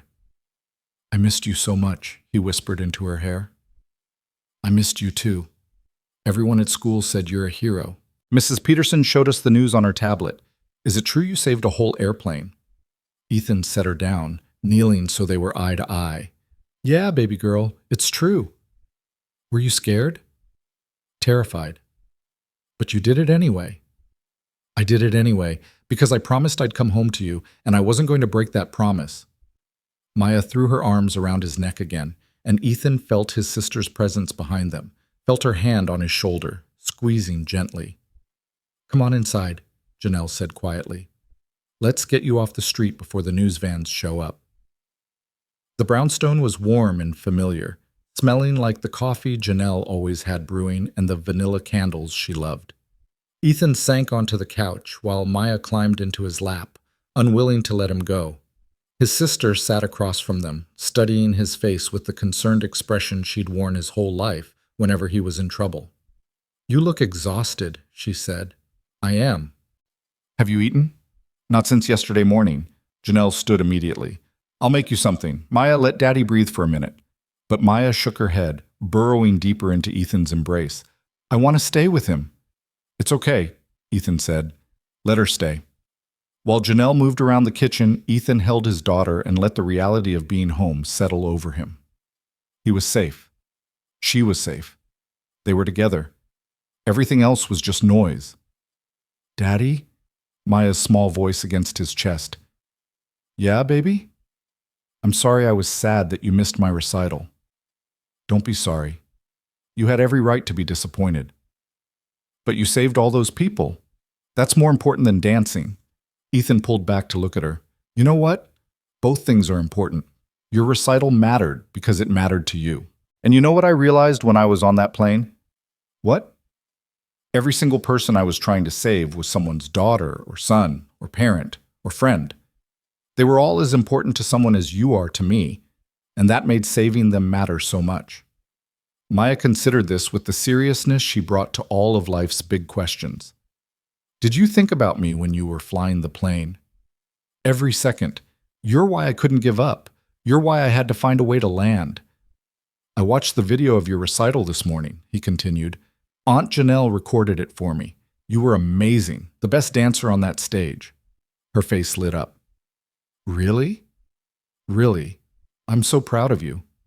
Janelle returned with a sandwich and a glass of water, setting them on the coffee table. Eat, she commanded. And then you need to tell me everything. The news is saying the plane shouldn't have been able to land. They're calling you a miracle worker.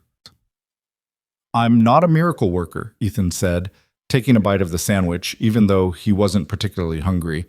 I'm just a pilot who remembered how to do his job. You're more than that, Janelle said firmly. Ethan, do you realize what this means? What you've done?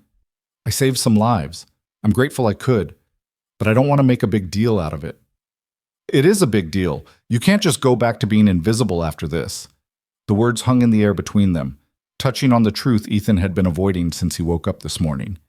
He couldn't go back to being invisible. That option had died the moment he stood up in the cabin of Flight 447, the moment he identified himself, the moment he chose to be seen. I don't know how to be anything else, he admitted quietly. For 6 years, I've built my whole life around being quiet, being small, not drawing attention. I don't know who I am if I'm not that person. You're the person you've always been, Janelle said, a pilot, a protector, someone who steps up when others can't. You didn't stop being that person when you left the Air Force, Ethan. You just stopped letting yourself be that person. I left because I had to be Maya's father. And you are. You're an amazing father, but being a good father doesn't mean erasing every other part of yourself. It just means adding one more crucial role to all the others. Ethan looked down at Maya, who was listening to this conversation with wide eyes. Is that true, baby girl? Do you want me to be more than just your dad? Maya thought about it for a moment, her face scrunched in concentration. I like that you're my dad, but I also like that you're brave and you help people. Maybe you can be both. Out of the mouths of children came the simple truth that adults spent years dancing around. You could be both. You could be a father and a pilot. You could be quiet and courageous. You could choose invisibility in some moments and visibility in others. And the revelation felt like stepping into sunlight after years in shadow. "You're right," Ethan said, kissing the top of Maya's head. "Maybe I can be both." His phone rang again, and this time Ethan looked at the screen. It was a number he recognized, his old commanding officer from the Air Force, Colonel Marcus Thompson, a man he hadn't spoken to in 6 years. "I should take this," he said to Janelle, gently moving Maya off his lap. He stepped into the hallway and answered. "Colonel Thompson." "Captain Walker." The colonel's voice was exactly as Ethan remembered, gravel and authority wrapped around genuine warmth. Or should I say the man who just reminded the entire aviation world what real flying looks like. "Sir, I was just doing what needed to be done." "That's what you always said, even when you were doing things that seemed impossible. I've seen the preliminary reports, Ethan. What you pulled off yesterday was extraordinary." "I had help." First Officer Michaels was crucial. "Stop deflecting and accept the damn compliment. You saved 243 lives with a skill set that you've been wasting for 6 years. Which brings me to why I'm calling." Ethan's stomach tightened. He knew where this was going. "We want you back," Thompson said. "The Air Force needs pilots like you. Pilots who can handle crisis, who can lead, who can do the impossible when everything's going to hell. I'm authorized to offer you a position as a training instructor at Nellis Air Force Base. You'd be teaching the next generation of fighter pilots, sharing your expertise. The pay is competitive, the benefits are excellent, and you'd be serving your country again." It was everything Ethan had given up, everything he thought he'd left behind, the sky, the mission, the purpose that came with being part of something bigger than himself. "Sir, I appreciate the offer, but I have a daughter. I'm a single father. I can't just... Nellis is in Nevada, but we can work out arrangements for family housing. There are excellent schools in the area. Your daughter would be well taken care of. Ethan, you're too talented to spend your life behind a desk analyzing code. You're a pilot. It's who you are." "It's who I was," Ethan said, but even as the words came out, they felt like a lie. "Is it?" "Because yesterday suggests otherwise. Yesterday suggests you've been a pilot this whole time, just not flying." The colonel's words echoed Janelle's, echoed Maya's simple wisdom. You could be both. "I need to think about it," Ethan said. "Take your time." "But Ethan, don't take too long. The world needs people like you doing what you do best, not hiding from it." After he hung up, Ethan stood in the hallway for a long moment, his mind churning through possibilities he'd locked away years ago. Could he go back? Could he be a father and a pilot? Could he give Maya the stable home she needed while also answering the call of a life he'd never really left behind? He didn't know. But for the first time in 6 years, he was willing to consider it. When he returned to the living room, Janelle took one look at his face and raised an eyebrow. "What was that about?" "The Air Force wants me back, training position, teaching other pilots." And I don't know what to do." Maya looked up from the tablet where she'd been watching videos of the landing, videos that Ethan couldn't quite bring himself to watch yet. "Daddy, would you have to go away again, like you did before Mommy died?" The question cut straight to the heart of it. When Maya's mother had died suddenly from an undiagnosed heart condition, Ethan had been deployed overseas. He'd missed the final weeks of her life, missed being there for his daughter when she needed him most, missed the chance to say goodbye. That failure had haunted him for 6 years, had driven every decision he'd made since. "No, baby, I wouldn't deploy overseas. I'd be teaching other pilots, helping them get better at their jobs. And you'd be with me. We'd be together." "Would I like Nevada?" "I don't know. Maybe. It's different from New York." Maya considered this seriously. "Would there be mountains? I've never seen mountains." "Yeah, there would be mountains." "Then maybe it would be okay. As long as we're together." Ethan looked at his sister, who was smiling with tears in her eyes. "What do you think?" he asked her. "I think," Janelle said slowly, "that you've spent 6 years punishing yourself for something that wasn't your fault. Your wife died, Ethan. It was tragic and unfair, but it wasn't because you were serving your country. And staying miserable, staying small, staying invisible, that doesn't honor her memory. It doesn't help Maya. It just wastes the gift you've been given. What gift? The ability to do something that matters, the skill to save lives, the courage to stand up when everyone else sits down. Yesterday proved you still have all of that. The question is whether you're brave enough to use it. Before Ethan could respond, there was a knock at the door, loud, insistent, followed by the sound of voices outside. Miss Walker? This is Rebecca Martinez from ABC News. We know Ethan Walker is inside. We just want to ask him a few questions. Janelle cursed under her breath. How did they find you here? Social media, probably, Ethan said. Someone sees the car drop me off, posts about it, and suddenly everyone knows. More knocking, more voices. The circus had found him. I'll get rid of them, Janelle said, standing. No, Ethan said, standing with her. No, I'll talk to them. You said you didn't want to do interviews. I didn't, but maybe it's time to stop running from attention. Maybe it's time to control my own narrative instead of letting others write it for me. He walked to the door, Janelle and Maya following behind him. Through the window, he could see at least a dozen reporters, camera crews, photographers. They'd set up a makeshift press conference on his sister's front steps. You don't have to do this, Janelle said quietly. Yeah, Ethan said. I think I do. He opened the door. The questions came all at once, a wall of noise and shouted inquiries. Ethan raised his hand and, surprisingly, they quieted down. I'll make a brief statement, he said. Then I'm going back inside to be with my family. The cameras started rolling, microphones thrust forward, and Ethan Walker, who had spent 6 years learning how to be invisible, stood in the afternoon light and let himself be seen. Yesterday, I helped land Flight 447 after it experienced catastrophic system failures. I'm grateful that everyone on board survived. I'm grateful for First Officer James Michaels, who worked with me in the cockpit. I'm grateful for the flight crew who kept passengers calm. And I'm grateful to be home with my daughter. Mr. Walker, you're being called a hero. I'm not a hero, Ethan interrupted firmly. I'm a trained pilot who had the skills needed in a crisis situation. Any other combat pilot could have done the same thing. But they didn't, another reporter called out. You did. Why did you step forward? Ethan thought about the question, about all the reasons he'd almost stayed silent, about the moment he chose to stand up.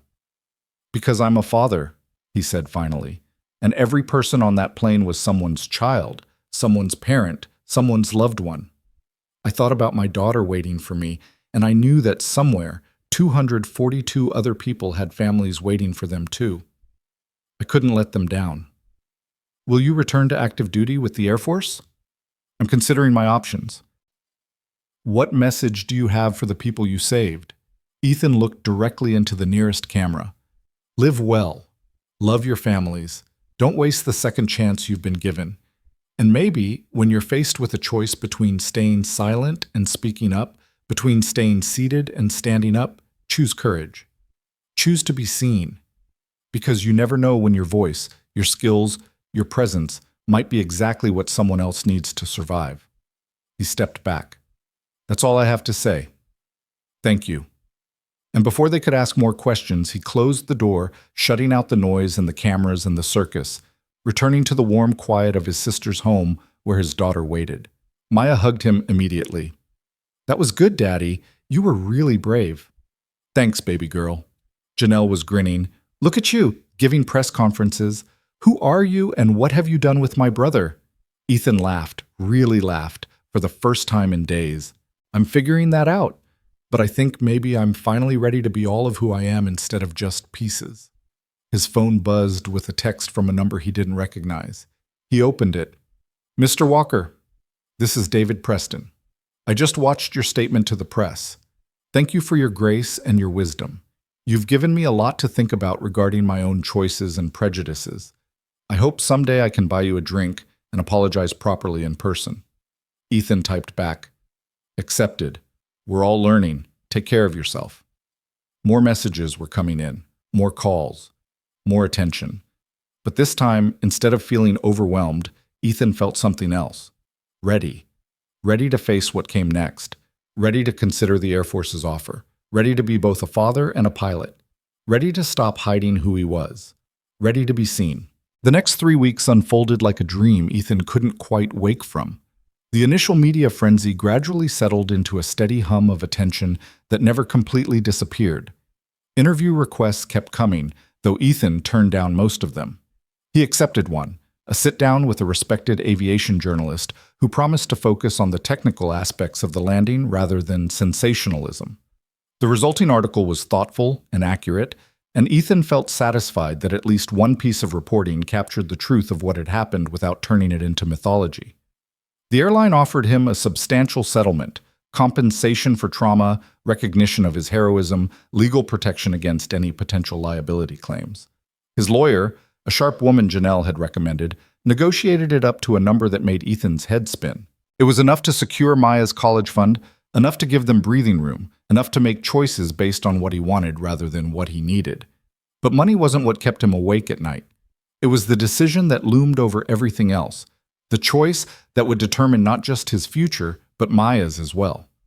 Colonel Thompson had called 3 more times, each conversation a gentle nudge toward returning to the Air Force. The offer had evolved with each discussion, not just a training position at Nellis, but the opportunity to help develop new emergency protocols, to consult on aircraft safety systems, to shape the future of military aviation in ways that would save lives for generations to come. It was meaningful work, important work, the kind of purpose Ethan had been missing for 6 years, but it meant leaving New York, leaving the familiar comfort of the city where he'd rebuilt his life, leaving Janelle and the support system she provided. Most importantly, it meant asking Maya to leave her school, her friends, the only home she really remembered. He was sitting at Janelle's kitchen table on a gray Saturday morning, Maya at a playdate with a school friend, when his sister finally forced the conversation he'd been avoiding. "You need to make a decision," she said, sliding a cup of coffee across to him. "The Air Force isn't going to wait forever, and this limbo isn't good for anyone, especially Maya." "I know." "So what's holding you back?" Ethan wrapped his hands around the warm mug. "Fear, probably. Fear that I'm being selfish. Fear that I'm choosing what I want over what she needs." "What makes you think those two things are different?" "Because she's happy here. She has stability, routine, people who love her. Why would I disrupt that just because I miss flying?" Janelle sat down across from him, her expression serious. "Ethan, do you remember what you told me when Mom died?" The question caught him off guard. Their mother had passed away when Ethan was 23, fresh out of officer training, just beginning his career in the Air Force. It had been Janelle, 19 and terrified, who had worried about disrupting her college education to come home and deal with the estate. "I told you to live your life," Ethan said slowly. "I told you that Mom wouldn't want you to sacrifice your dreams just because she was gone. You told me that the best way to honor someone you love is to become the fullest version of yourself, not the smallest, safest version, the fullest one." Janelle reached across the table and gripped his hand. "Your wife didn't die so you could spend the rest of your life being half a person. She died, and it was tragic, and you've grieved. But Maya deserves a father who's whole, Ethan, not one who's hiding from himself." "What if I fail? What if I can't balance both?" "Then you'll adjust. You'll figure it out. But at least you'll be trying instead of wondering." She squeezed his hand. "Talk to Maya. Really talk to her. She's smarter than you give her credit for. Let her be part of this decision." That afternoon, when Maya came home from her playdate, Ethan suggested they go to the park. Just the two of them. She chattered the whole walk there about her friend's new puppy, about a game they'd played, about how she wanted a puppy too but understood that their apartment was too small. They found a bench near the playground, and Ethan watched his daughter climb the monkey bars with the fearless confidence of childhood. When she finally came back, breathless and grinning, he pulled her onto the bench beside him. "Maya, I need to talk to you about something important."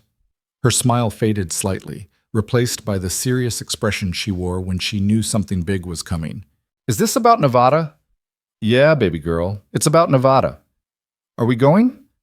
"I don't know yet. That's what I want to talk to you about. The Air Force job, it's a really good opportunity. I'd be teaching other pilots, helping make flying safer, but it would mean leaving New York, leaving Aunt Janelle, leaving your school and your friends." Maya nodded slowly, processing. Would I have to change schools? Yes. Would I still get to do dance? Absolutely. We'd find you a great dance school in Nevada. What about Aunt Janelle? Would we never see her? We'd see her. She could visit, and you could visit her during school breaks. It wouldn't be the same as having her nearby, but we'd still be family. Maya was quiet for a long moment, her small fingers playing with the zipper on her jacket. Daddy, can I ask you something? Anything. When you were on the airplane, saving all those people, were you happy? The question stopped Ethan cold. Happy wasn't the word he would have chosen. Terrified, focused, determined, those were the emotions he associated with those desperate minutes in the cockpit. But as he thought about it more carefully, he realized there had been something else beneath the fear, a sense of rightness, of being exactly where he was supposed to be, doing exactly what he was meant to do. Not happy, exactly, he said carefully, but I felt like I was being useful, like I was using the skills I'd spent years learning, like I mattered in a way I hadn't mattered in a long time. That's good though, right? Mattering? Yeah, baby, that's very good. Then I think we should go to Nevada. Ethan looked at his daughter in surprise. Just like that? You're okay with leaving everything here? Maya shrugged with the pragmatic wisdom of children who haven't yet learned to overcomplicate things. I'll miss my friends, and Aunt Janelle, and my school, but you were really sad before, Daddy. You didn't think I noticed, but I did. You smiled and played with me and read stories, but you were sad underneath. Then after the airplane thing, you were different, less sad, and I like you better when you're not sad.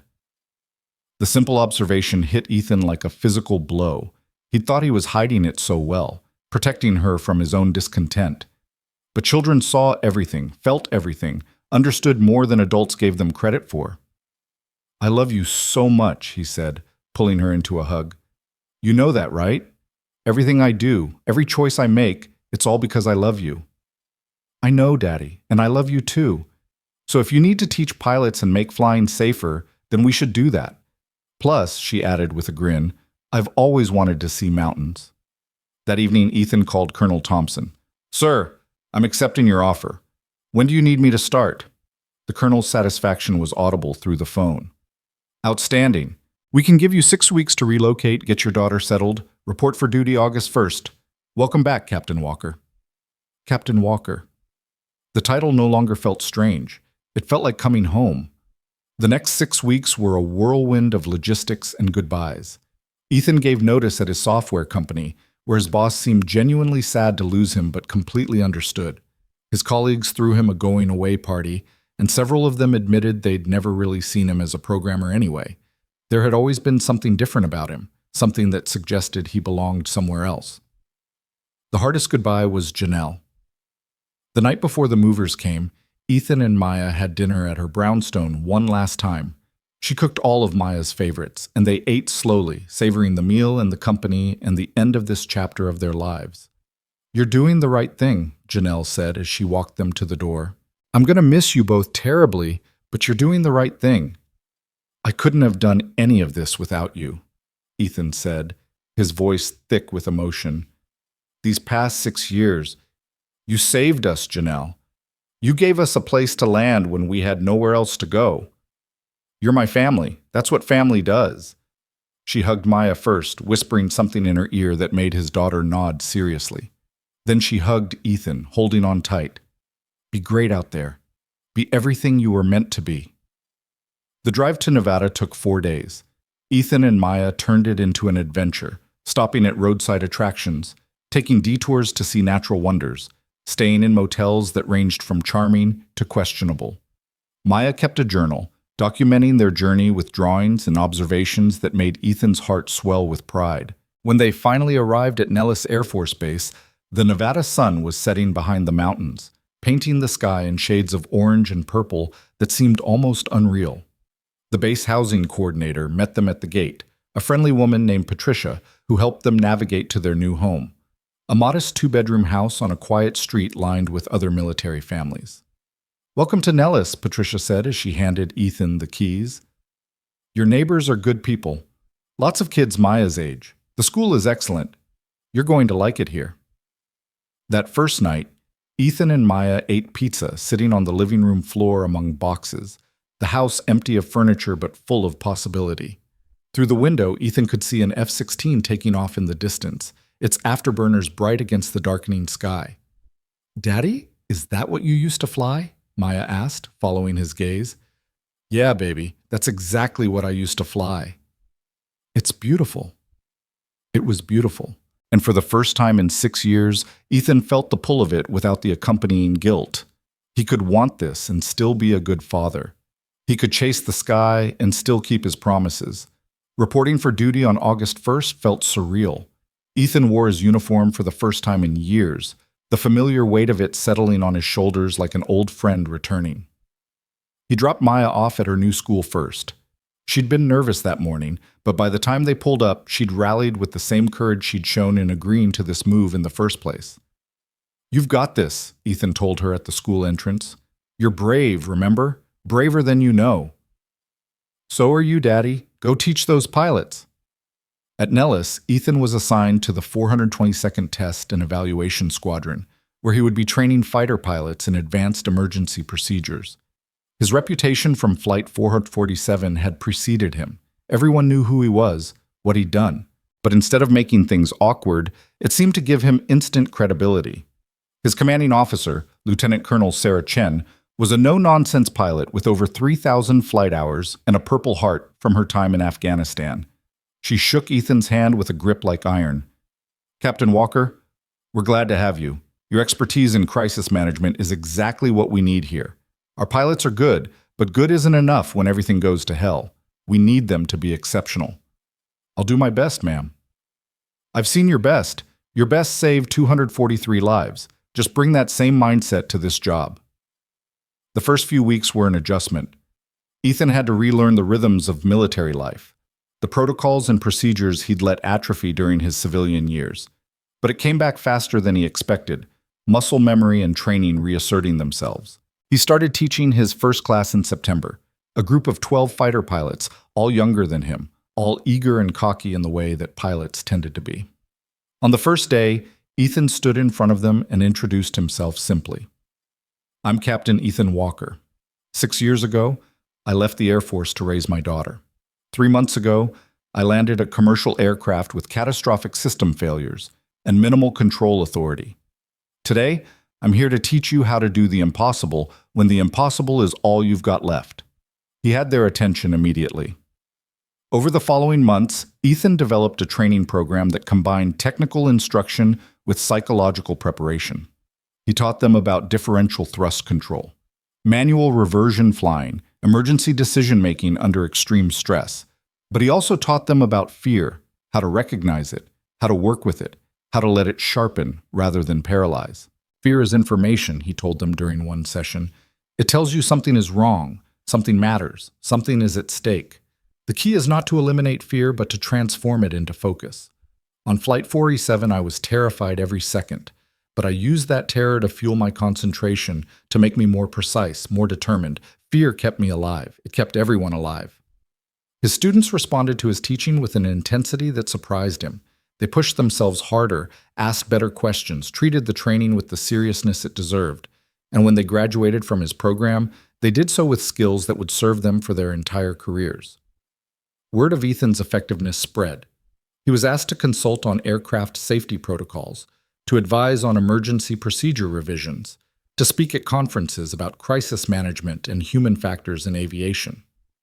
The work was challenging and meaningful, exactly what he'd been missing during his years in software. But the best part of every day was picking Maya up from school. She'd adapted to Nevada better than Ethan had dared hope, making friends quickly, excelling in her classes, joining a dance company that challenged her in new ways. She talked about mountains and desert wildlife with the same enthusiasm she'd once reserved for Brooklyn pizza places. "How was your day?" became their ritual question, asked every afternoon as they drove home from school. "Good," Maya would say. "We learned about fractions. Sarah invited me to her birthday party. I nailed my fouette turns in dance. How was yours?" "Good. I taught a group of pilots how to land with failed hydraulics, reviewed safety protocols for the new training aircraft, had a meeting about emergency procedure updates." "Cool. Maya would say, as if her father teaching combat pilots was the most normal thing in the world. And maybe it was. Maybe this was their normal now, this life where Ethan could be both the father who braided hair and packed lunches and the captain who trained warriors and saved lives. Maybe he'd finally found the balance he'd thought was impossible. 3 months into his new position, Ethan received a letter from the National Transportation Safety Board. The final investigation into Flight 447 had been completed, and they were issuing their official report. Ethan read it carefully, noting their conclusions about the bird strike, the cascading system failures, the series of events that should have resulted in catastrophic loss of life. The final paragraph made his throat tight. The survival of all passengers and crew aboard Flight 447 is attributable to the exceptional skill and decision-making of Captain Ethan Walker, USAF returnee, and First Officer James Michaels. Captain Walker's combat aviation experience and mastery of emergency procedures under extreme conditions represents the highest standards of airmanship. His actions serve as a model for crisis management in aviation and have resulted in several recommended changes to commercial pilot training protocols. The NTSB commends Captain Walker for his courage, competence, and unwavering commitment to the safety of those in his care. That evening, Ethan showed the letter to Maya. "Does this mean you're famous?" she asked. "No, baby. It just means I did my job." "A really good job, though." "Yeah, a really good job." She hugged him tight. "I'm proud of you, Daddy." "I'm proud of you too, Maya. Every single day." In December, Ethan received an unexpected email from David Preston, the businessman who had sat beside him on Flight 447. They'd exchanged a few messages over the months, cordial but brief. This one was different. "Captain Walker, I wanted to let you know that I've spent the past few months in therapy, working on the unconscious biases and prejudices that almost cost me my life. It's been difficult work, confronting aspects of myself I'd rather not see. But it's also been necessary. Your grace in the face of my doubt has haunted me in the best possible way. I'm trying to be better. I thought you should know that your impact extends far beyond the lives you saved on that aircraft. You've changed how I move through the world. Thank you for that gift. I hope you and your daughter are well. Sincerely, David." Ethan read the email twice, then wrote back, "David, thank you for sharing this. The work you're doing matters. We all have biases we need to examine. What counts is the willingness to look honestly at ourselves and choose to grow. I'm glad you're doing that work. Wishing you well on the journey. Ethan." It was a small exchange, but it represented something larger. The ripple effects of that day over the Atlantic, the ways it had changed not just Ethan, but everyone who had been touched by it.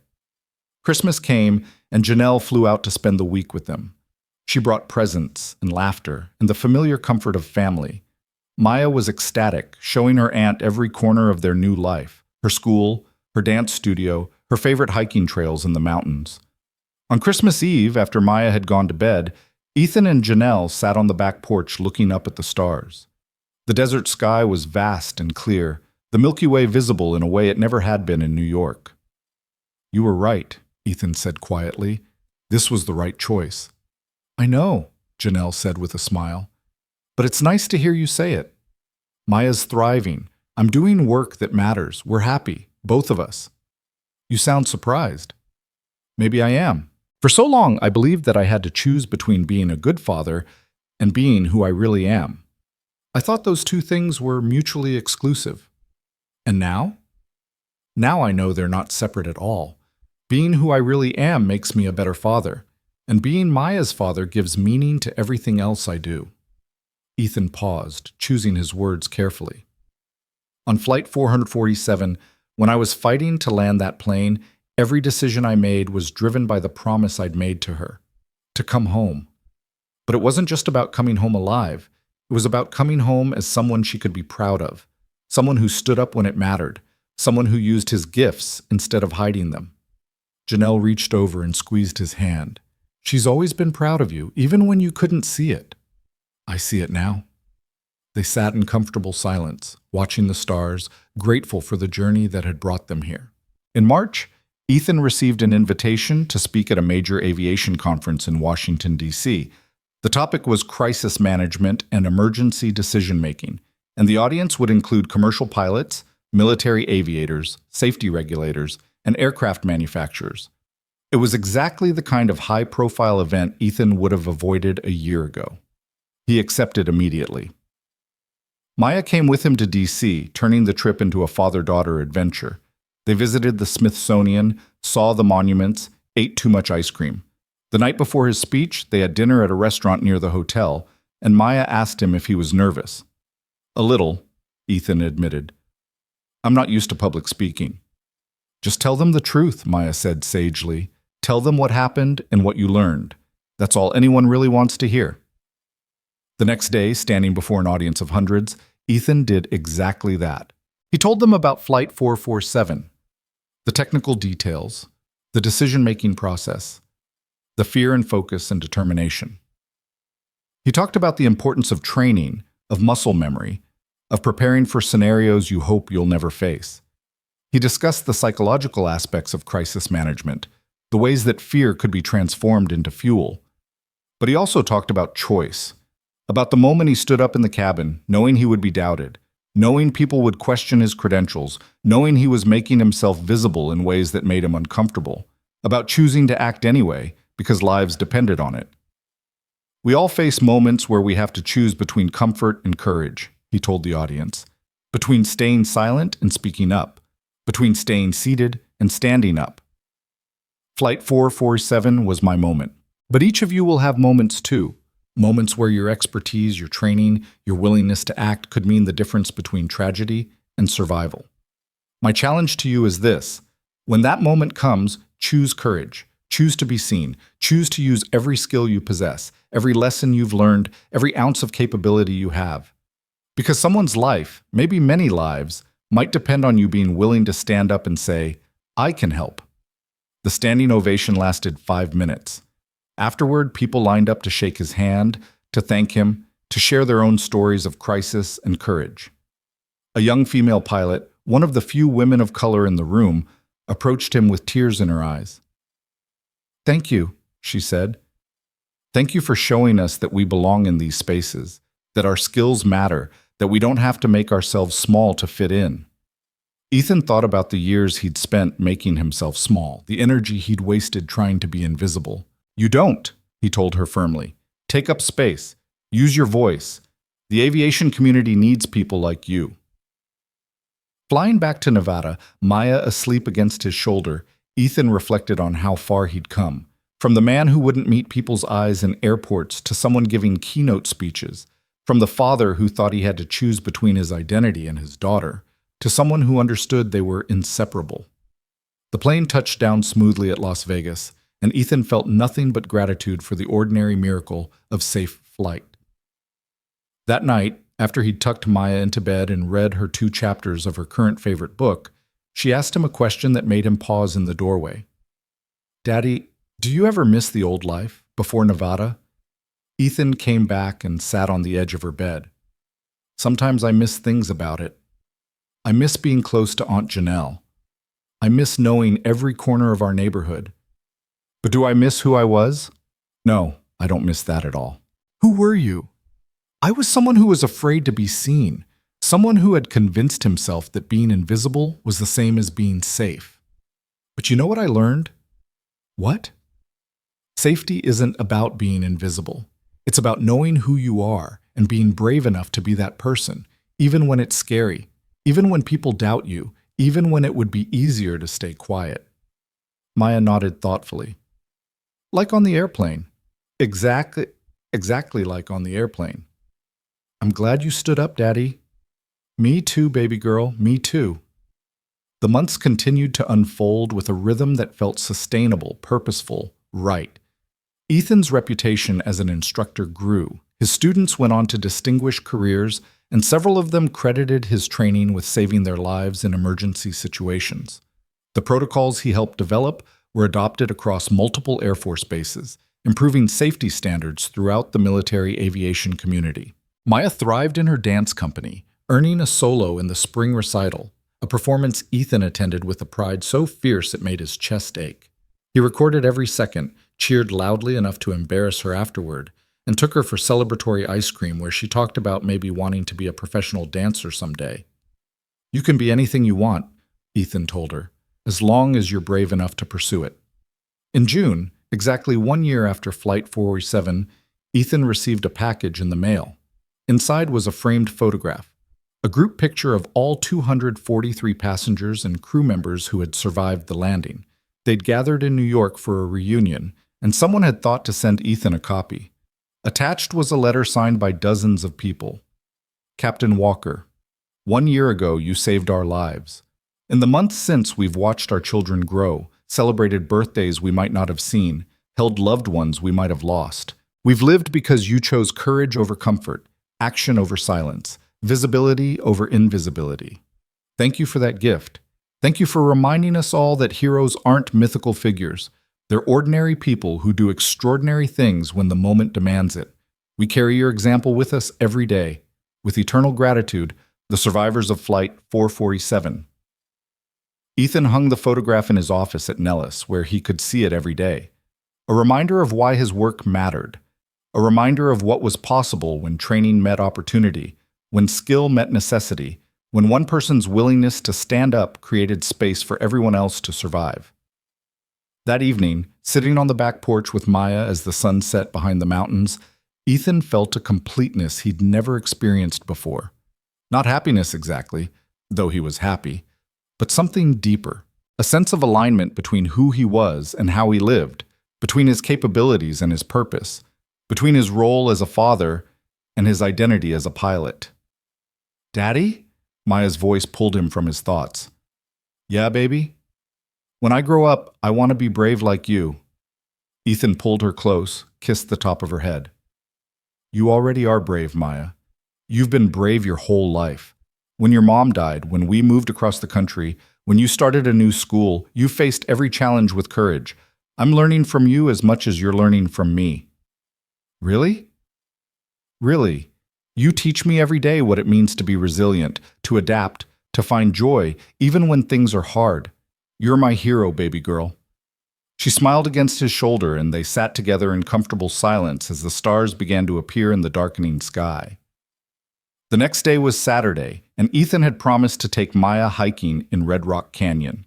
As they drove through the desert morning, the radio playing softly, Maya suddenly asked a question that had clearly been on her mind. "Daddy, if you could go back and not get on Flight 447, would you?" It was a profound question from a 7-year-old, one that deserved a thoughtful answer. "No," Ethan said after a moment. "I wouldn't change it. Not because it was fun or easy. It was the most terrifying experience of my life. But it taught me something important. It taught me that hiding from who you are doesn't protect you. It just makes you smaller, and being small doesn't serve anyone, especially not the people who need you most." "Like me?" "Especially you. You deserve a father who's whole, who's living fully, who's using his gifts instead of hiding them." The airplane didn't make me a hero, Maya. It just reminded me that I was a pilot all along. And accepting that, embracing that, that's what allowed us to build this life, this good life we have now. They hiked for hours that day, climbing trails that wound through red rock formations millions of years old. At the summit, they looked out over the vast Nevada landscape, and Ethan thought about journeys, the ones taken across physical space and the ones taken within oneself. He had traveled from the cockpit of fighter jets to the cubicle of a software company, to the cabin of a failing commercial aircraft, and finally, to this moment, standing on a mountain with his daughter, whole and present, and exactly where he was meant to be. The journey had been necessary, every step of it, the grief and the hiding and the slow rebuilding, the moment of crisis that called him back to himself, the courage to answer that call, the willingness to be seen. "I love you, Daddy," Maya said, taking his hand. "I love you too, baby girl, more than all the stars in the sky." "That's a lot of stars." "It's exactly enough." They descended the mountain as the afternoon sun painted the rocks in shades of gold and amber, and Ethan felt a peace that had eluded him for years. He wasn't running anymore. He wasn't hiding. He was simply being, fully, authentically, courageously being himself. That night, after Maya was asleep, Ethan sat at his desk and wrote an email to Colonel Thompson. "Sir, I wanted to thank you for giving me the opportunity to return to service. This past year has reminded me who I am and what I'm capable of. I'm grateful for the chance to train the next generation of pilots, to contribute to aviation safety, to use my experience in ways that matter. But more than that, I'm grateful for the reminder that we don't have to choose between different parts of ourselves. We can be whole. We can be all of who we are. Thank you for seeing that in me, even when I couldn't see it in myself. Respectfully, Captain Ethan Walker. He hit send, then opened a new message to James, the first officer from Flight 447. They'd stayed in touch over the year, occasional texts and phone calls, a friendship forged in crisis. James, just wanted to check in. How are you and the boys? I've been thinking about that day a lot lately, not with fear or trauma, but with gratitude. We did something impossible together. We saved lives, and in saving others, I think we both saved ourselves in some way. Hope you're well. Let's plan that drink sometime. Ethan. The response came minutes later. Ethan, we're good, really good. The boys are growing like weeds. I've been thinking about that day too. You saved my life, but you also taught me something important about courage and leadership and what it means to show up when it matters most. I use those lessons every time I fly. Come visit sometime. Bring Maya. The boys would love to meet her, and that drink is long overdue. Your friend James. Ethan smiled and closed his laptop. He walked through the quiet house, checking locks and turning off lights, the familiar ritual of a father ensuring his daughter's safety. At Maya's doorway, he paused to watch her sleep, her braids spread across the pillow, her face peaceful in dreams. This was what he'd been fighting for on Flight 447. Not just survival, but this, the ordinary miracle of a child sleeping safely in her bed, the promise of tomorrow, the continuation of a life lived fully and without regret. He thought about all the people who had doubted him that day, the flight attendant who'd questioned his credentials, the passengers who'd looked at him with suspicion, the businessman who'd apologized for his prejudice. He bore them no ill will. They had been operating from fear and the biases society had taught them, just as he had been operating from his own fears and assumptions. But in the end, capability had spoken louder than doubt. Skill had transcended prejudice. And 243 people had lived to learn that heroes didn't always look like they expected. Ethan hoped that lesson had stuck. Hoped that somewhere, someone who looked like him, young, black, uncertain of their place in spaces that didn't always welcome them, had seen his story and realized they belonged, realized their skills mattered, realized they didn't have to make themselves small to fit in. If Flight 447 had taught him anything, it was that the world needed people to stand up, speak up, take up space. Needed people to claim their expertise and use it without apology. Needed people to choose visibility over invisibility, courage over comfort, action over silence. He was one of those people. And so was his daughter, growing up watching a father who had learned to be whole, to embrace all the parts of himself, to live without hiding. That was the real victory of Flight 447. Not the impossible landing, though that mattered. Not the lives saved, though that mattered too. The real victory was remembering who he was and having the courage to be that person fully, completely, without reservation or apology. Captain, father, teacher, survivor, hero, all of it, all at once, whole. Ethan turned off Maya's light and walked to his own bedroom, grateful for this life, this journey, this becoming. Tomorrow he would wake up and teach pilots and pick up his daughter from school and make dinner and read bedtime stories. Ordinary miracles, every single one. But tonight he simply rested in the knowledge that he had kept his promise. Not just the promise to come home to Maya, though he had done that, but the deeper promise. The one he'd made to himself in the cockpit of a dying aircraft as he fought for altitude and control and the survival of everyone on board. The promise to never again make himself invisible, to never again hide from his own capability, to never again let fear determine how much space he was allowed to occupy in the world. He had kept that promise. And in keeping it, he had found his way back to himself. The sky had called him home, and he had answered, not by leaving his daughter, but by showing her what it looked like to be brave, to be whole, to be unapologetically yourself even when the world questioned whether you belonged. That was the lesson of Flight 447. That was the gift of those impossible minutes at 37,000 feet. That was the truth he would carry forward for the rest of his life. He was a pilot. He was a father. He was visible and valuable and exactly where he belonged. And that, finally, was enough.